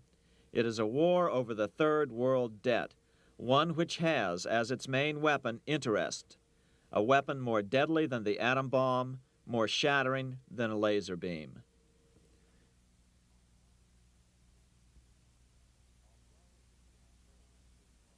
Although it would be absurd to ignore the pivotal role played by influential families such as the Rothschilds, the Warburgs, the Schiffs, the Morgans, and the Rockefellers in any review of the history of central banking and fractional banking, keep in mind, by now, central banks and the large commercial banks are up to 3 centuries old and deeply entrenched in the economic life of many nations. These banks are no longer dependent on clever individuals such as a Nathan Rothschild. Years ago, the question of ownership was important, but no longer. For example, both the Bank of England and the Bank of France were nationalized after World War II, and nothing changed, nothing at all. They endure and continue to grow, now protected by numerous laws, paid politicians, and mortgaged media, untouched by the changing of generations. 3 centuries have given them an aura of respectability. The old school tie is now worn by the 6th generation son, who's been raised in a system that he may never question as he is named to serve on the governing boards of countless philanthropic organizations. To focus attention today on individuals or families, or to attempt to sort out the current holders of power, serves little useful purpose and would be a distraction from the cure. The problem is far bigger than that. It is the corrupt banking system that was and is being used to consolidate vast wealth into fewer and fewer hands that is our current economic problem. Change the names of the main players now, and the problem will neither go away nor even miss a beat. Likewise, among the hordes of bureaucrats working in the World Bank, central banks, and international banks, only a tiny fraction have any idea of what's really going on. No doubt they'd be horrified to learn that their work is contributing to the terrible impoverishment and gradual enslavement of mankind to a few incredibly rich plutocrats. So really, there's no use in emphasizing the role of individuals anymore. And the problem even transcends the normal spectrum of political right and left. Both communism and socialism, as well as monopoly capitalism, have been used by the money changers. Today, they profit from either side of the new political spectrum. The big government, welfare state on the so-called left wing versus the neoconservative, laissez-faire capitalists who want big government totally out of their lives on the right wing. Either way, the bankers win. Monetary reform is the most important political issue facing this nation. That clarified, let's proceed to the conclusions in the spirit Lincoln declared, with malice towards none, with charity towards all. At the start of this video, we ask a number of troubling questions. Let's be sure we've answered them. What's going on in America today? Why are we over our heads in debt? Why can't the politicians bring debt under control? Why are we over our heads in debt? Because we're laboring under a debt money system that is designed and controlled by private bankers. Now, some will argue that the Federal Reserve System is a quasi-governmental agency, but the President appoints only 2 of the 7 members of the Federal Reserve Board of Governors every 4 years, and he appoints them to 14-year terms, far longer than his own. The Senate does confirm those appointments, but the whole truth is that the President wouldn't dare appoint anyone to that board of whom Wall Street does not approve. Of course, this does not preclude the possibility that some honorable men may be appointed to the Board of Governors. But the fact is that the Fed is specifically designed to operate independently of our government, as are nearly all other central banks. Some argue that the Fed promotes monetary stability. We saw the current head of the Bank of England, Eddie George, claim that this was the most important role of a central bank. In fact, the Fed's record of stabilizing the economy shows it to be a miserable failure in this regard. Within the first 25 years of its existence, the Fed caused 3 major economic downturns, including the Great Depression, and for the last 30 years has shepherded the American economy into a period of unprecedented inflation. Again, this is not some wild conspiracy theory. It's a well-known fact among top economists. As Nobel Prize-winning economist Milton Friedman put it, the stock of money, prices, and output was decidedly more unstable after the establishment of the Federal Reserve System than before. The most dramatic period of instability in output was, of course, the period between the 2 wars, which includes the severe monetary contractions of 1920-21, 1929-33, and 1937-38. No other 20-year period in American history contains as many as 3 such severe contractions. This evidence persuades me that at least a third of the price rise during and just after World War I is attributable to the establishment of the Federal Reserve System, and that the severity of each of the major contractions, 1920-21, 1929-33, and 1937-38, is directly attributable to acts of commission and omission by the reserve authorities. Any system which gives so much power and so much discretion to a few men so that mistakes, excusable or not, can have such far-reaching effects is a bad system. It is a bad system to believers in freedom just because it gives a few men such power without any effective check by the body politic. This is the key political argument against an independent central bank. To paraphrase Clemenceau, money is much too serious a matter to be left to the central bankers. We must learn from our history before it is too late. Why can't politicians control the federal debt? Because all our money is created out of debt. Again, it's a debt money system.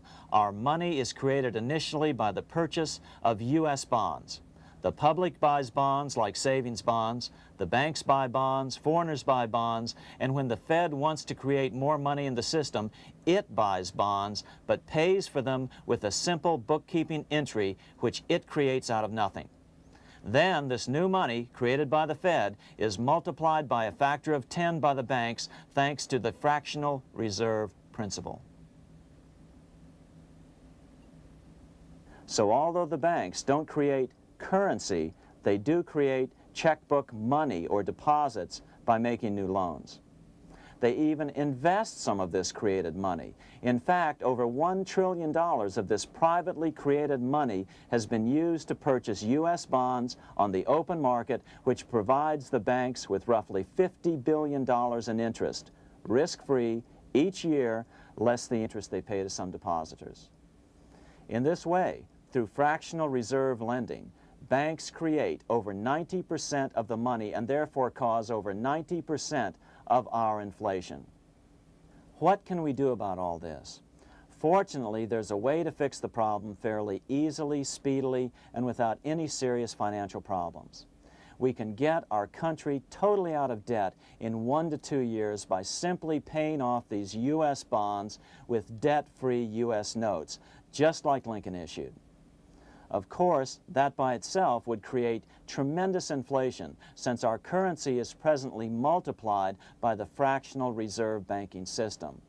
But here's the ingenious solution, advanced in part by Milton Friedman, to keep the money supply stable and avoid inflation and deflation while the debt is retired. As the Treasury buys up its bonds on the open market with U.S. notes, the reserve requirements of your hometown local bank will be proportionally raised, so the amount of money in circulation remains constant. As those holding bonds are paid off in U.S. notes, they will deposit this money, thus making available the currency then needed by the banks to increase their reserves. Once all the U.S. bonds are replaced with U.S. notes, banks will be at 100% reserve banking instead of the fractional reserve system currently in use. From this point on, the former Fed buildings will only be needed as a central clearinghouse for checks and as vaults for U.S. notes. The Federal Reserve Act will no longer be necessary and could be repealed. Monetary power can be transferred back to the Treasury Department. There would be no further creation or contraction of money by banks. By doing it this way, our national debt can be paid off in a single year or so, and the Fed and fractional reserve banking abolished without national bankruptcy, financial collapse, inflation or deflation, or any significant change in the way the average American goes about his business. To the average person, the primary difference would be that for the first time since the Federal Reserve Act was passed in 1913, taxes would begin to go down. Now there's a real national blessing for you, rather than for Hamilton's banker friends. Now let's take a look at these proposals in more detail. Here are the main provisions of a Monetary Reform Act which needs to be passed by Congress. We've drafted a proposed Monetary Reform Act which follows at the end of this tape. Of course, variations with the same results would be equally welcome. 1. Pay off the debt with debt-free U.S. notes. As Thomas Edison put it, if the U.S. can issue a dollar bond, it can issue a dollar bill. They both rest purely on the faith and credit of the United States government. This amounts to a simple substitution of one type of government obligation for another. One bears interest, the other doesn't. Federal Reserve notes could be used for this as well, but could not be printed after the Fed's abolished as we propose, so we suggest using U.S. notes instead. 2. Abolish fractional reserve banking. As the debt is paid off, the reserve requirements of all banks and financial institutions would be raised proportionally at the same time to absorb the new U.S. notes, which would be deposited and become the bank's increased reserves. Towards the end of the first year of the transition period, the remaining liabilities of financial institutions would be assumed or acquired by the U.S. government in a one-time operation. In other words, they too would eventually be paid off with debt-free U.S. notes in order to keep the total money supply stable. At the end of the first year or so, all of the national debt would be paid, and we could start enjoying the benefits of full reserve banking. The Fed would be obsolete, an anachronism. 3. Repeal the Federal Reserve Act of 1913 and the National Banking Act of 1864. These acts delegate the money power to a private banking monopoly. They must be repealed and the money power handed back to the Department of Treasury where they were initially under President Abraham Lincoln. No banker or person in any way affiliated with financial institutions should be allowed to regulate banking. After the first two reforms, these acts would serve no useful purpose anyway, since they relate to a fractional reserve banking system. 4. Withdraw the U.S. from the IMF, the BIS, and the World Bank. These institutions, like the Federal Reserve, are designed to further centralize the power of the international bankers over the world's economy, and the U.S. must withdraw from them. Their harmless functions, such as currency exchange, can be accomplished either nationally or in new organizations limited to those functions. Such a monetary reform act would guarantee that the amount of money in circulation would stay very stable, causing neither inflation nor deflation. Remember, for the last 3 decades, the Fed has doubled the American money supply every 10 years. That fact and fractional reserve banking are the real causes of inflation and the reduction in our buying power, a hidden tax. These and other taxes are the real reasons both parents now have to work just to get by. The money supply should increase slowly to keep prices stable, roughly in proportion to population growth, about 3% per year, not at the whim of a group of bankers meeting in secret. In fact, all future decisions on how much money will be in the American economy must be made based on statistics of population growth and the price level index. The new monetary regulators and the Treasury Department, perhaps called the Monetary Committee, would have absolutely no discretion in this matter except in time of declared war. This would ensure a steady, stable money growth of roughly 3% per year, resulting in stable prices and no sharp changes in the money supply. To make certain the process is completely open and honest, all deliberations would be public, not secret, as meetings of the Fed's Board of Governors are today. How do we know this will work?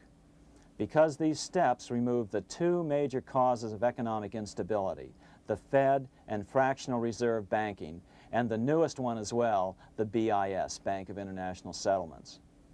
But most importantly, the danger of a severe depression would be eliminated. Let's listen to Milton Friedman on the single cause of severe economic depressions.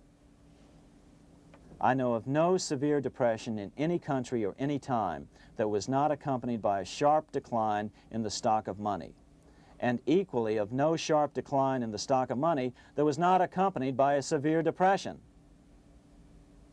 Issuing our own currency is not a radical solution. It's been advocated by Presidents Jefferson, Madison, Jackson, Van Buren, and Lincoln. But it's been used at different times throughout Europe as well. Perhaps the best example is one of the small islands off the coast of France in the English Channel. Called Guernsey, it's been using debt-free money issues to pay for large building projects for nearly 200 years. Here we are on Guernsey, and this is the Guernsey Flower and Vegetable Market. Guernsey is one of the most successful examples of just how well a debt-free money system can work. In 1815, a committee was appointed to investigate how best to finance this new market. The impoverished island could not afford more new taxes, so the state's fathers decided to try a revolutionary idea: issue their own paper money. They were just colorful paper notes, backed by nothing, but the people of this tiny island agreed to accept them and trade with them. To be sure they circulated widely, they were declared to be good for the payment of taxes. Of course, this idea was nothing new. It was exactly what America had done before the American Revolution, and there are many other examples throughout the world. But it was new to Guernsey, and it worked miracles. This market is still in use, and remember, it was built for no debt to the people of this island state. But what if we follow Guernsey's example? How would the bankers react to these reforms? Certainly the international bankers' cartel will oppose reforms that do away with their control of the world's economies as they have in the past. But it is equally certain that Congress has the constitutional authority and responsibility to authorize the issuance of debt-free money, U.S. notes, and to reform the very banking laws it ill-advisedly enacted. Undoubtedly, the bankers will claim that issuing debt-free money will cause severe inflation or make other dire predictions. But remember, it is fractional reserve banking which is the real cause of over 90% of all inflation, not whether debt-free U.S. notes are used to pay for government deficits. In the current system, any spending excesses on the part of Congress are turned into more debt bonds, and the 10% purchased by the Fed are then multiplied many times over by the bankers, causing over 90% of all inflation. Our fractional reserve and debt-based banking system is the problem. We must ignore its inevitable resistance to reform and remain firm until the cure is complete. As the director of the Bank of England in the 1920s, Sir Josiah Stamp put it, referring to this modern fractional reserve banking system, "Banking is conceived in iniquity and born in sin. Bankers own the earth. Take it away from them, but leave them the power to create money and control credit, and with the flick of a pen, they will create enough money to buy it back again. Take this great power away from the bankers, and all great fortunes like mine will disappear, and they ought to disappear, for this would be a better and happier world to live in. But if you want to continue the slaves of bankers and pay the cost of your own slavery, let them continue to create money and to control credit." Americans are slowly figuring this out. Today, over 3,200 cities and counties have endorsed the proposal of a nonprofit organization called Sovereignty. The Sovereignty movement calls for Congress to authorize the Secretary of the Treasury to issue $90 billion per year of U.S. notes, not Federal Reserve notes nor debt-based bonds, to loan money interest-free to cities, counties, and school districts for needed capital improvements. Remarkably, and to their praise, the Community Bankers Association of Illinois, representing 515 member banks, has endorsed this sovereignty proposal, a good step in the right direction. As Milton Friedman has repeatedly pointed out, no severe depression can occur without a severe contraction of money. In our system, only the Fed, the Bank of International Settlements, with U.S. bankers' cooperation, or a combination of the largest Wall Street banks could cause a depression. In other words, our economy is so huge and resilient, a depression just can't happen by accident. Unless we reform our banking system, they will always have that power. They can pull the plug on our economy anytime they choose. The only solution is to abolish the Fed and the fractional reserve banking system and withdraw from the BIS. Only that will break the power of the international bankers over our economy. And keep in mind, a stock market crash itself cannot cause a severe depression. Only the severe contraction of our money supply can cause a severe depression. The stock market crash of 1929 only wiped out market speculators, mostly the small to medium ones, resulting in $3 billion in wealth changing hands. But it served as a smokescreen for a 33% contraction in credit by the Fed over the next 4 years, which resulted in over $40 billion in wealth from the American middle class being transferred to the big banks. Then, despite impotent howls of protest from a divided Congress, the independent Fed kept the money supply contracted for a full decade. Only World War II ended the terrible suffering the Fed inflicted on the American people. In a depression, the remaining wealth of the debt-burdened American middle class will be wiped out by unemployment, declining wages, and the resulting foreclosures. If we start to act to reform our monetary system, the money changers may do what they did in 1929 and then the 1930s, crash the stock market and use that as a smokescreen while contracting the money supply. But if we're determined to fight to regain control over our money, we can come out of it fairly quickly, perhaps in only a very few months, as U.S. notes begin to circulate and replace the money withdrawn by the bankers. The longer we wait, the greater the danger we'll permanently lose control of our nation.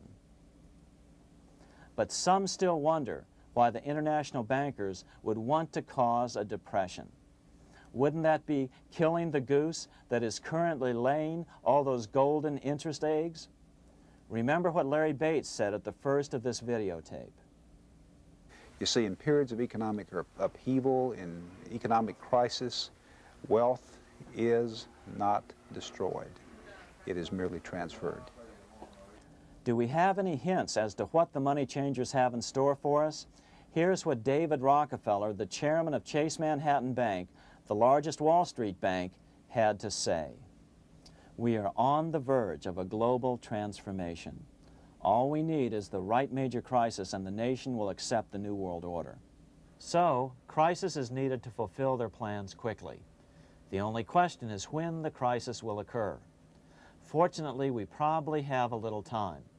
It's unlikely that this crisis will occur before the 1996 elections, but after that, the danger begins rising. But whether or not they decide to cause a crash or a depression through relentless increases in taxes and the loss of hundreds of thousands of jobs being sent overseas thanks to trade agreements such as GATT and NAFTA, the American middle class is an endangered species. Cheaper labor, including slave labor in Red China, which Harry Wu has heroically documented, is being used to compete with American labor. In other words, money is being consolidated in fewer and fewer hands as never before in the history of this nation or the world. Without reform, the American middle class will soon be extinct, leaving only the very rich few and the very many poor, as has already occurred in most of the world. We've been warned of all this by congressmen, presidents, industrialists, and economists down through the years. Religious leaders, too, have seen the danger. About 1898, during the time of William Jennings Bryan, Pope Leo XIII put it this way. On the one side, there is the party which holds the power because it holds the wealth, which has in its grasp all labor and all trade, which manipulates for its own benefit and its own purposes all the sources of supply, and which is powerfully represented in the councils of state itself. On the other side, there is the needy and powerless multitude, sore and suffering. Rapacious usury, which, although more than once condemned by the Church, is nevertheless under a different form, but with the same guilt, still practiced by avaricious and grasping men, so that a small number of very rich men have been able to lay upon the masses of the poor a yoke little better than slavery itself. More recently, during America's Great Depression, Pope Pius XI spoke of the same problem. In our days, not alone is wealth accumulated, but immense power and despotic economic domination is concentrated in the hands of a few.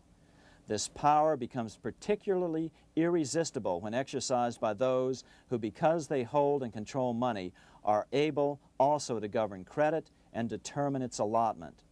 For this reason, supplying, so to speak, the lifeblood to the entire economic body and grasping, as it were, in their hands the very soul of the economy, so that no one dare breathe against their will.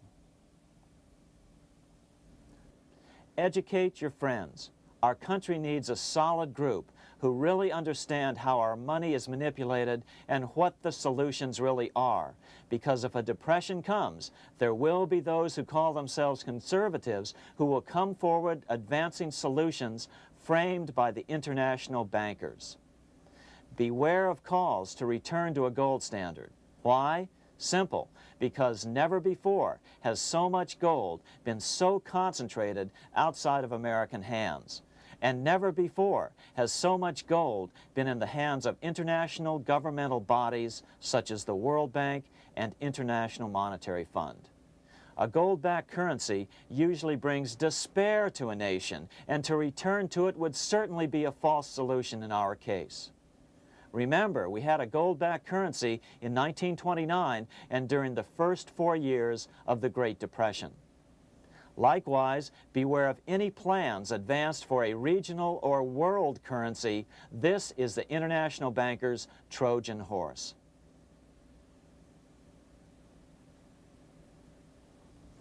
Educate your member of Congress. It only takes a few persuasive members to make the others pay attention.